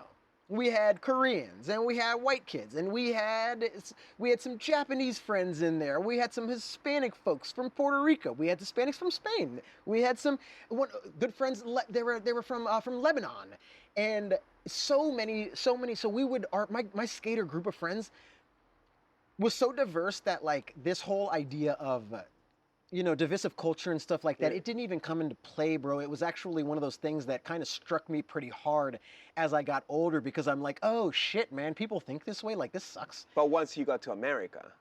Yes, okay. Or was that also present out there? It is present in Germany. But I will say, dude, and this is an interesting conversation because it presents itself very differently. And this is the way that I will say it presents itself very differently in Europe than it does in the States. Okay. In Europe, especially, and I can only speak for Germany particularly, the Germans, through policy and societal changes, have done everything that they possibly can to teach, and not really move their society, but teach the citizens and the people and the kids how they got into World War II, how Hitler came about, and to teach them as a way to avoid it from happening again. These are the signals that you should be looking out for. This is what happened in order for us to get from here to him, right?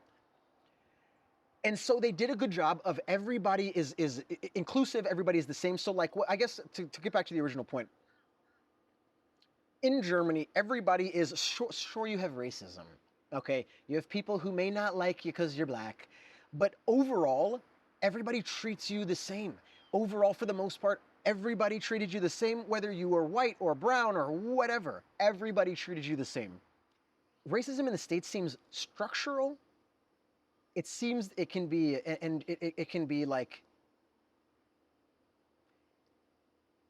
structural. It's built into policy and how the highways were laid out 100 years ago, and how to redline neighborhoods, and how to set laws for X, Y, and Z, right? I'm not going to say that other countries have not dealt with this. And again, I can only speak for Germany. Germany has done its best to teach and to learn from its past, where I feel like America falls short of that sometimes.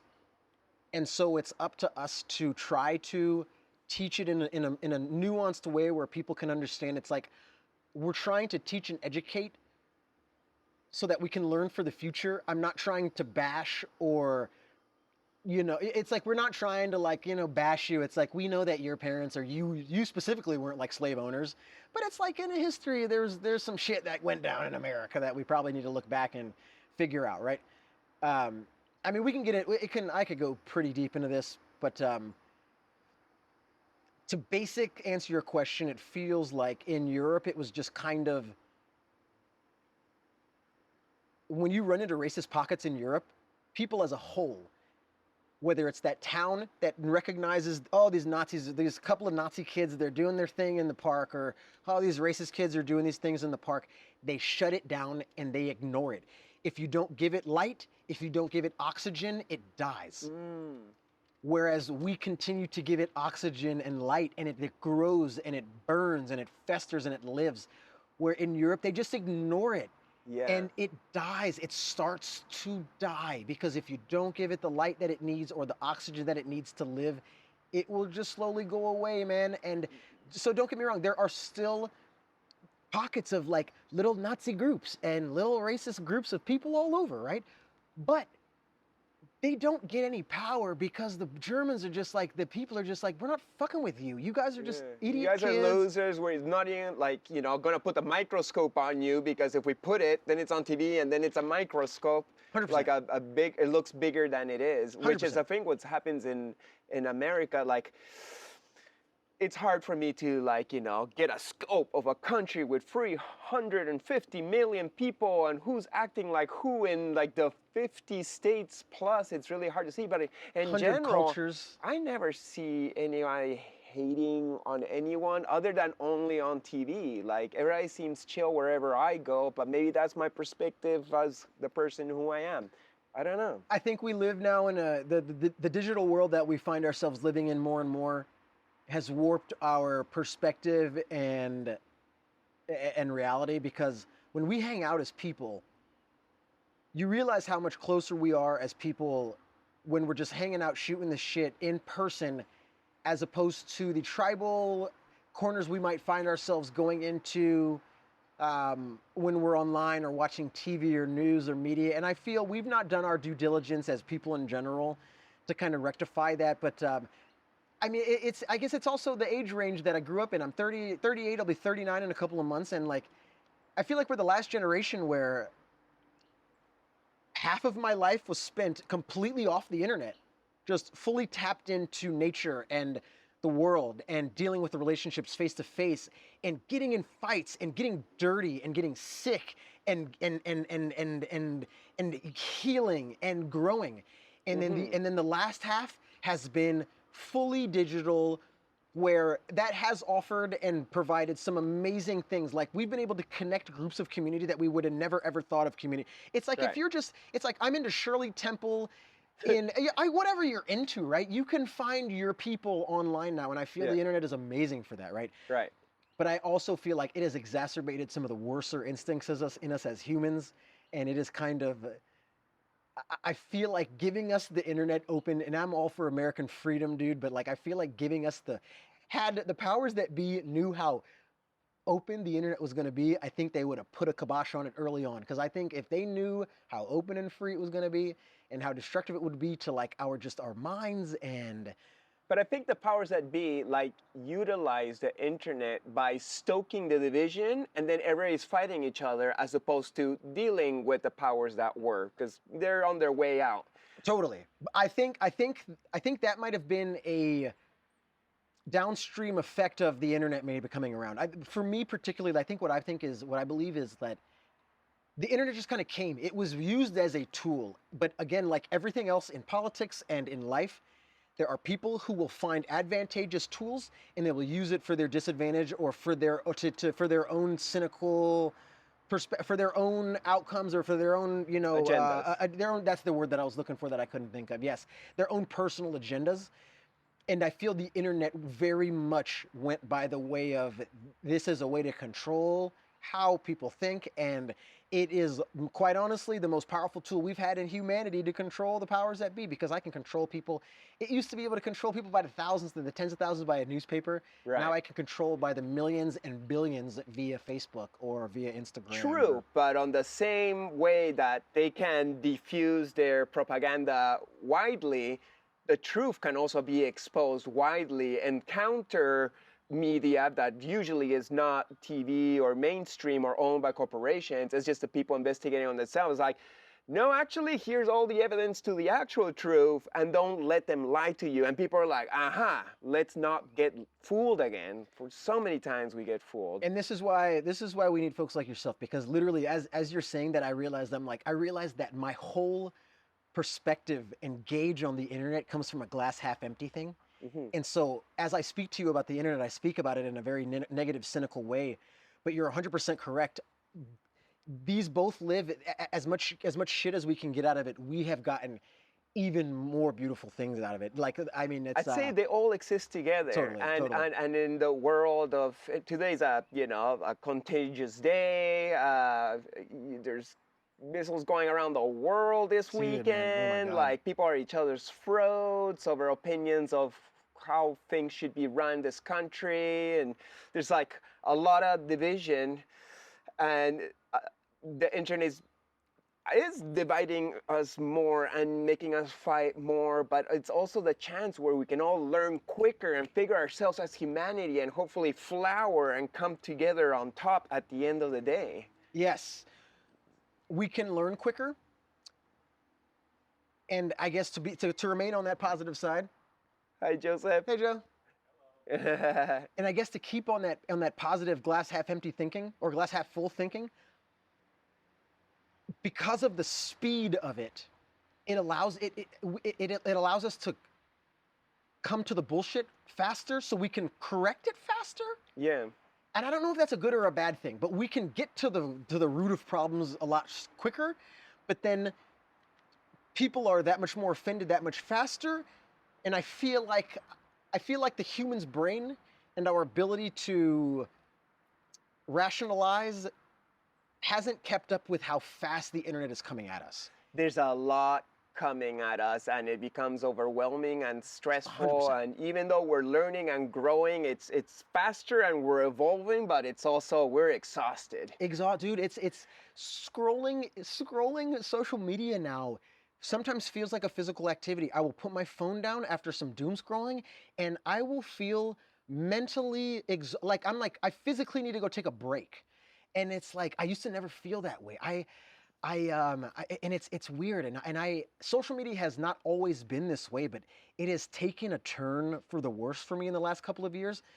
When I think about, and again, like, we've been on the internet since, forever. I remember my first experience with the internet was 1996. Oh wow! We would hook up our connection, our phone connection would go to like the dial-up connection on the back of our little CPU at our house. The CPU box was like 800 pounds, and it was fucking this big. And and my friend Michael Lemon, shout out to Michael Lemon, man. Michael had moved from Germany to Maryland, and because his dad got restationed at a new Army base or new Air Force base, and we wanted to keep in touch. And so my mom, being the awesome mom that she is, she was like, I've found a way that you guys can keep in touch. On the computer, there's this application, it's called ICQ Chat, and it just came out. So ICQ, I don't even know if ICQ exists anymore, dude, but ICQ 1996, Michael Lemon and I are sending messages back and forth. And so from that moment forward, the internet has always slowly been a part of my life in a very small portion to growing into a larger portion, to the point where eventually by mid-2000s, by 2002, I'm doing all my assignments on Microsoft Word or PowerPoint, and I'm turning everything in on like 3.5-inch floppy disks and whatnot. It's like, shout out to anybody who had to turn in school assignments on 3.5-inch floppy disks. I did. And also the little ones, and then the zip drives. Dude, the zips, man. Yeah, man. Yeah, dude. I used to get, and see, this is so funny. I used to not consider myself an artist, but I would always have some weird doodle on my 3.5-inch floppy. So it was like, oh, the teacher, it's mine stand out a little bit. It's like, there's a little sketch here of something, right? Mm-hmm. But so the internet's always kind of been a part of my life, but like, 2005 comes around, Facebook comes around, and I guess to get back to the initial point of the internet and how it's been making us feel nowadays is when I first got on social media, it was such an awesome tool to keep in touch with friends, and especially being from Germany. I left Heidelberg, Germany in 2004 after graduating. I go to college with a couple of friends, and shout out to everybody that we went to UCF and we took over Orlando, man. It was awesome. But we were just a bunch of German and American military brats that didn't know much about the States, but we had each other. But Facebook, early on, actually before Facebook, it was Friendster. Right, I was on Friendster. Hey, yo, shout out to Friendster, bro. Hey, yeah, the OG. Dude, Friendster, then to MySpace, then to Facebook. I had High Five too in between Friendster. High Five, I never got on High Five. Never got on High Five. A lot of Peruvians were on it, and that's what really, Friendster, I was like, what is this bullshit? What, you're gonna invite me to your party through this webpage? Just fucking call me on the phone. But then a lot of Peruvians were on High Five, and I was like, oh man, this is my way to reconnect with all my school friends from my childhood. And then MySpace was 2005, and then that was like such a great tool for artists to share their art with the whole world. Yeah. You could go out and follow everybody. Dude, it was so and then everybody awesome. was your friend.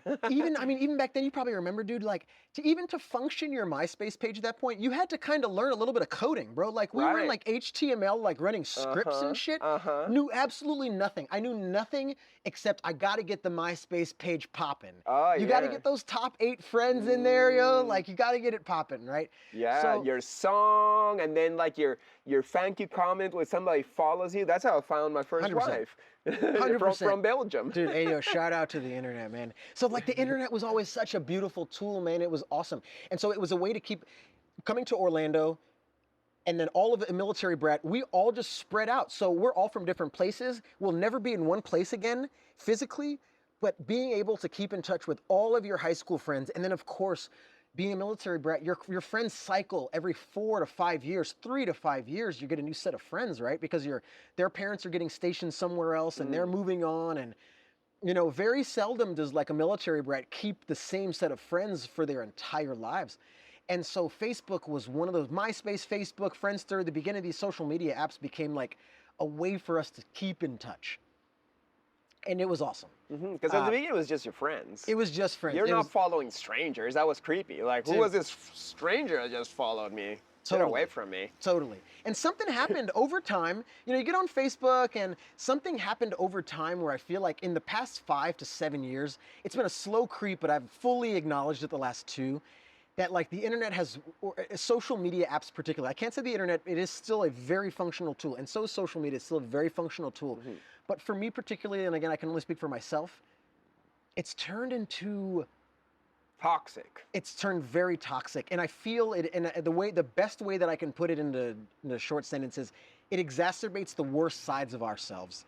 If the worst side of your personality is your ego, your vanity, dude, you can live so wholesome in that way on Instagram, and you will find a community of people that will give right into you, into that vein, that vanity, right?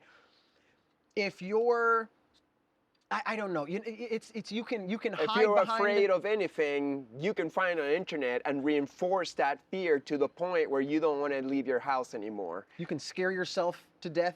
All possibilities are there, and I feel like we should be more present and in control of what we're observing, observe the emotions that come out when we see something, how we deal with it, maybe like block it or push it away if we don't want to, feed anything toxic or not nutritious in our feed. If our content is our mental feed, we gotta put some good nutrition in there, not follow fools. You are so right, man. It's like more cat videos, more skate videos, more cat videos, less bullshit, right? It's or the things like art or philosophy and politics pop up, and I always find it kind of bad manners to share, or at least, we can exchange opinions and have conversations in a polite manner when it comes to politics.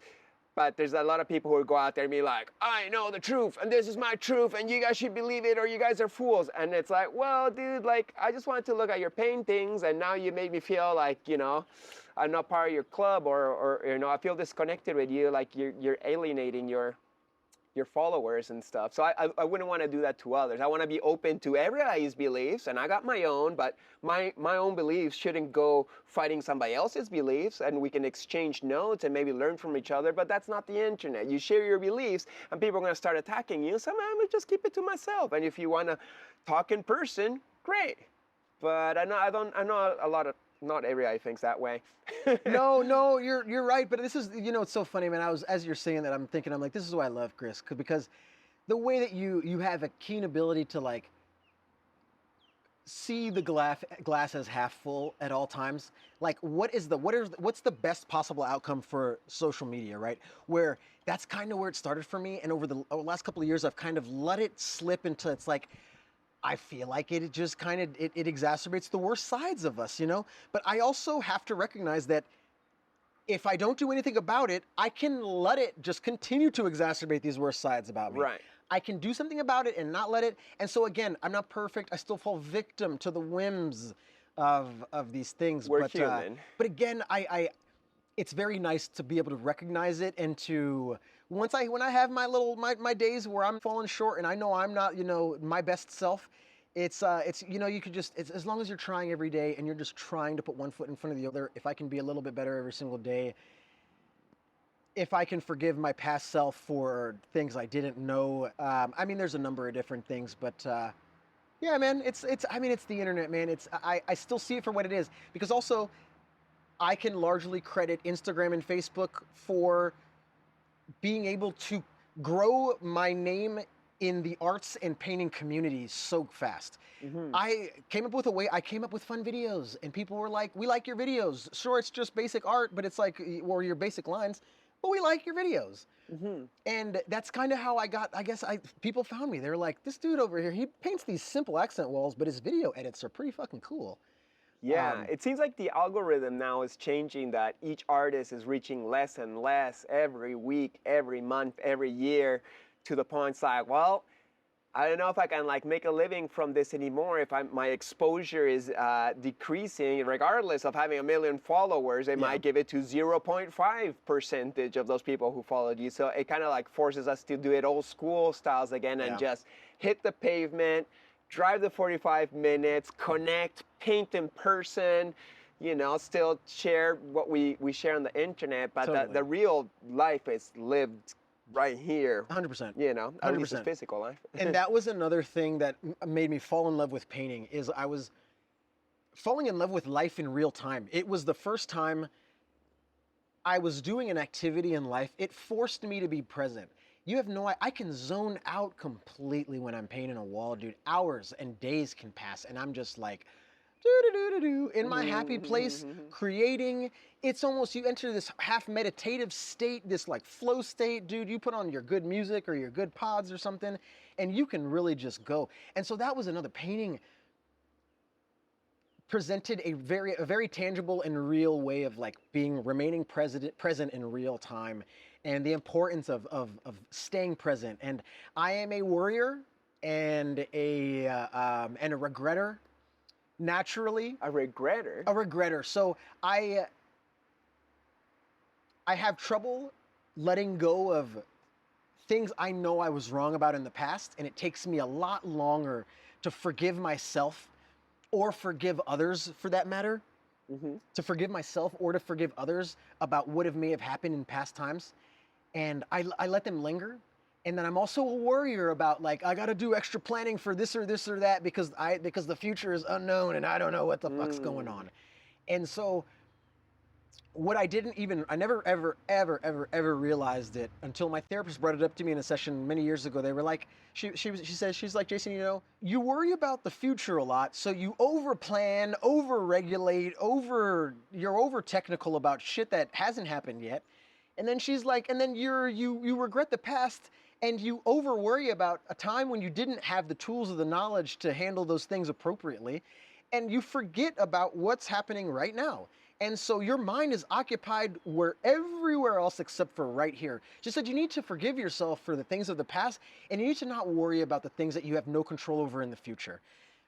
And those things were pivotal. That's a weird word. It's not even a word. Those things were pivotal in changing my perspective on life. and helping me forgive myself, like forgive others of things that, things I might have felt slighted on in life. And um, it was incredible because it opened my mind and made me realize that, like, the only thing that I have control of, literally the only thing that I have control of, is me right now, right here, today, right now. Mm-hmm. In 20 minutes, I don't know what I'm going to be doing. In 30 minutes, an hour, 2 hours, I can't control that. I can't worry about that. What happened 2 hours ago, 3 hours ago, I can't worry about those things. It's water under a bridge. Those times have passed, right? So it's art and therapy and just getting older, and again, just trying to go inside and just kind of look at yourself and just kind of be a little bit more self-aware, has really, really taught me to, like, remain present and teach me a valuable way of, like, staying present. I did art for 5 years before I practiced meditation or began to try to practice meditation through yoga or after yoga. And it's so much easier now to stay in, like, a meditative, like, state after yoga because of years of just, like, tapping out painting. It's weird, right? Like, instead of just simply worrying about breath, I didn't realize that all I was worrying about were strokes of paint on wall. And so now I just, instead of worrying about the strokes of the paint on the wall, just worry about your breath. Kick everything else out. It's very, very cool. And it's something that I've just picked up the last couple of years. But again, it's what's weird, it's funny. A traumatic situation was to blame for my urgent introduction into, like, yoga and meditation. And I try to do it 3 to 4 times a week now. And Oh, really? yeah, I find myself I can get out of a flow of a rhythm. It's but for the most part, I do try to keep a regular good for you, schedule man. it. Yeah. That's awesome. It's good to have spiritual practices to keep you grounded. Yes. And it's been so nice to hear your story about combining mindfulness and art to help you, like, move through perhaps negative experiences in life that all thank you. teaches you nice stuff. Is there, like, things in the future you're planning towards, or goals, or things you're talking about, like, projecting into the future? Do you already have your next steps planned, or you just take it as they come now? You know what's funny is nowadays I try to take it as they come. I do try to do a little light forecasting, just so I can kind of keep myself keep my my left brain a little pleased. Mm-hmm. But what I've learned is, what's so funny is, like, the further time goes, the less worried I am about the future. When I first went full-time painting, I was only worried about, okay, I've got enough money for this many months, and I can worry about this many months, and we need to do this and that and this and that and this and that. But the further time has gone on, the less and less and less I am worried about the future. And it's just I wake up every day so happy, man, that, like, I don't get, you know how you get those, when I worked at corporate America, and I know every single person, the majority of us on this planet feel this way, there is a weekend feeling and a Friday feeling. And, like, I worked my ass off all week. A Friday comes around and I feel so good that I can just sleep in on Saturday and hang out and do my chores or whatever I want, right? I don't get those feelings anymore because every fucking day feels the same, and it's beautiful. Whether I wake up on a Sunday or a Monday or a Wednesday, I'm gonna treat it the same. I'm gonna do the only thing that kind of keeps me together is that my wife still has a normal job. So on the weekends, I know I'm like, oh, I can hang out with Vera, as opposed to, like, me doing, whatever else. But yeah, so future-wise, my ultimate goal, I try to keep things very simple.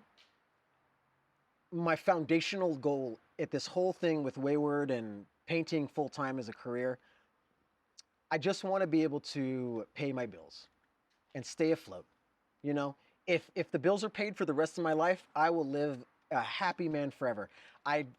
My fear is ever having to work for somebody again, and it's a big fear, but it's a motivating fear as opposed to, like, a fear that's, like, detrimental and kind of like You're not living afraid, but it's something to be like, fuck that. I'm so motivated to go out and hustle every day because I'm afraid of ever having to have a boss again. Mm-hmm. Because that sucks. I don't do well with it. Who wants to be directed in your life by somebody else, some fool on top of it? Yeah. So at a foundational level, I would just like to I never want to work for somebody. I just would like to remain to be able to work for myself for the rest of my days. But if we build on top of that, I guess light goals. Once I get tired of, painting walls, I think in my older age, I would love to run, like we talked earlier, I would love to run a gallery space, like a multifunctional event, creative art space. I like to do cool shit with cool people. I love when people come up with ideas. I'm an idea person, man. For many, many years, me and my friends, we sat around, we did a bunch of drugs and drank and smoked and had fun times, and we would just come up with ideas, games to play or things to go explore. Growing up in Germany, we would just we're in Heidelberg, Germany. Let's hop on the train and go to Holland. Let's hop on the train and go snowboarding in Switzerland this weekend or something. Like I would just I'm getting sidetracked here. Totally. But just it's all good, man. Just flow. Where was I at? Okay.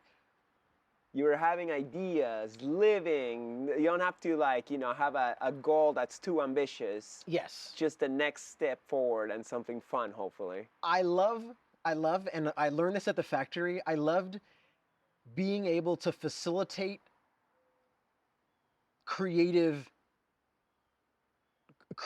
stirring or I loved being able to be the person who it's like I have a space here, and whatever ideas you got, come and cultivate them in this space, and there's going to be other people that can bounce these ideas off of you, and they can maybe help form your idea into something more tangible, or to expand this limited creative idea, or to kind of enhance the idea that you have.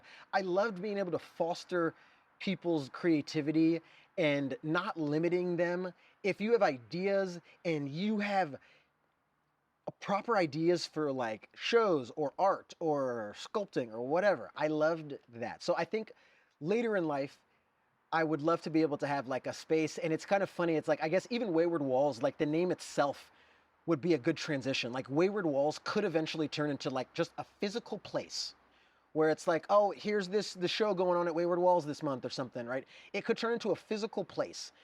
But at this point in time, it has turned into my artist's name. It is technically just the company that I run, but it has turned into who I am as a person, and it's beautiful, and I love it, and yeah, I'm just gonna keep riding the wave, man. Well, Jason, all I gotta say is, carry on my wayward walls. Oh man. Go and paint it till you're gone. How long has he had that song ready? I've been practicing all morning. You know what's so funny?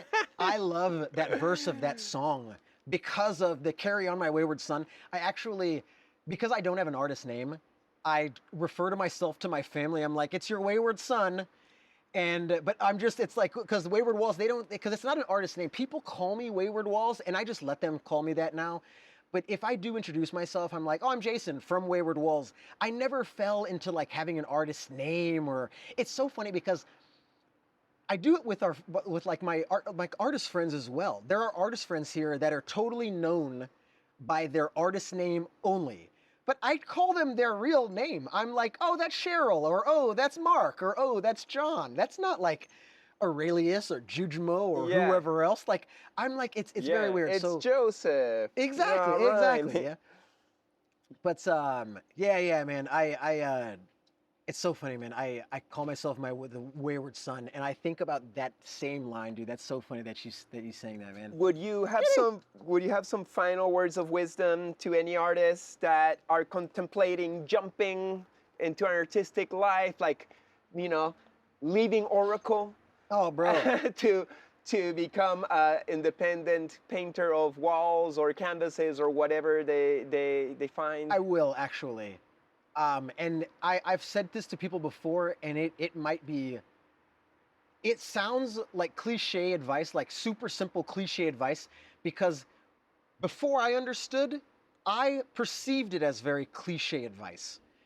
But if you have a vision for something, and you have a belief in yourself, and you want to go and do something, go and do it. Don't wait for somebody to validate you.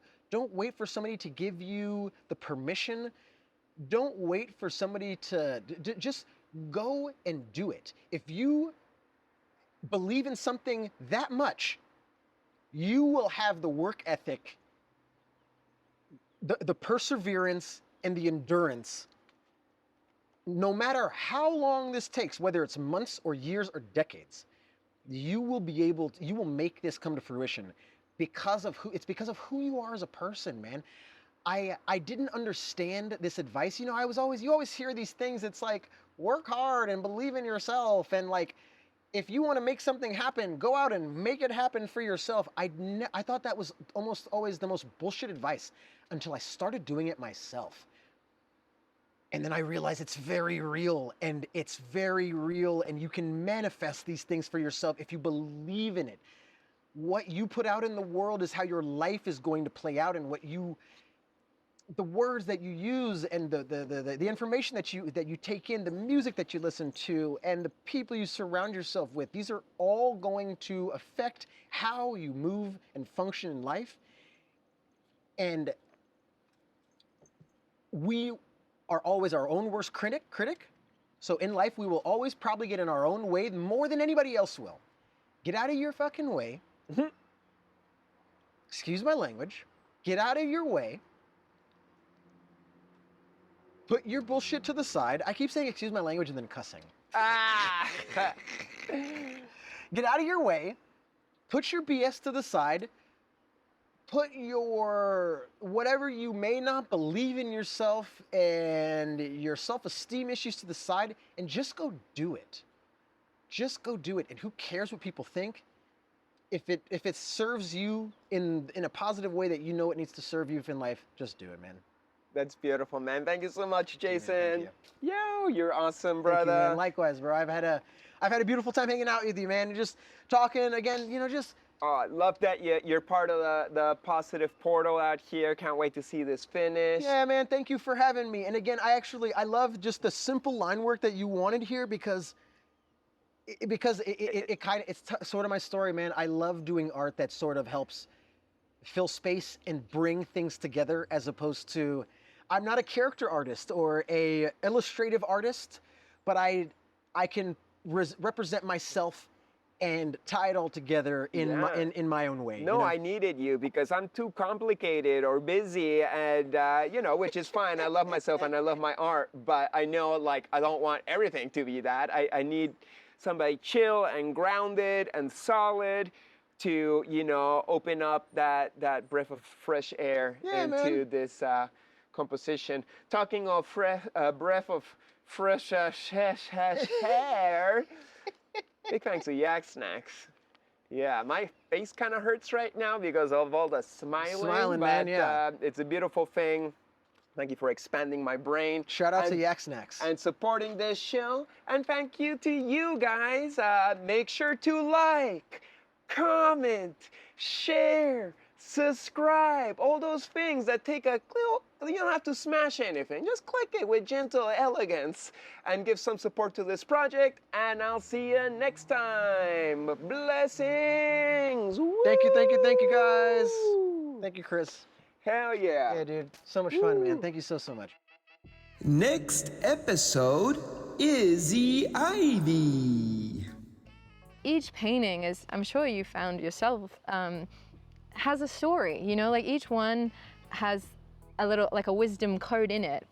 And sometimes people have said to me, oh, why do you always paint like the whole love and light vibes? Don't you ever feel like you want to delve into more of like the shadow work or this kind of stuff? And I was like, no, it's all in there, actually. It's a transmutation process. These beings, the Lemurians, were just very, very high frequency beings. People often ask me, what star seed are you? And I do have connections with the different star races, but I honestly am like, I'm from Earth, so it's like the galactic guardians of planet Earth, essentially. When we have these expanded experiences, I feel like it stays in our field until we do something with it. And then, as I say, by the time I created this deck and actually tuned in with the words for each of the cards, I realized that actually lots of people are going through this experience as well. And those themes that I was tapping into were very much in kind of alignment with the general awakening process. So please make sure to subscribe, like, comment, and share. Big thanks, and see you next episode. Peace.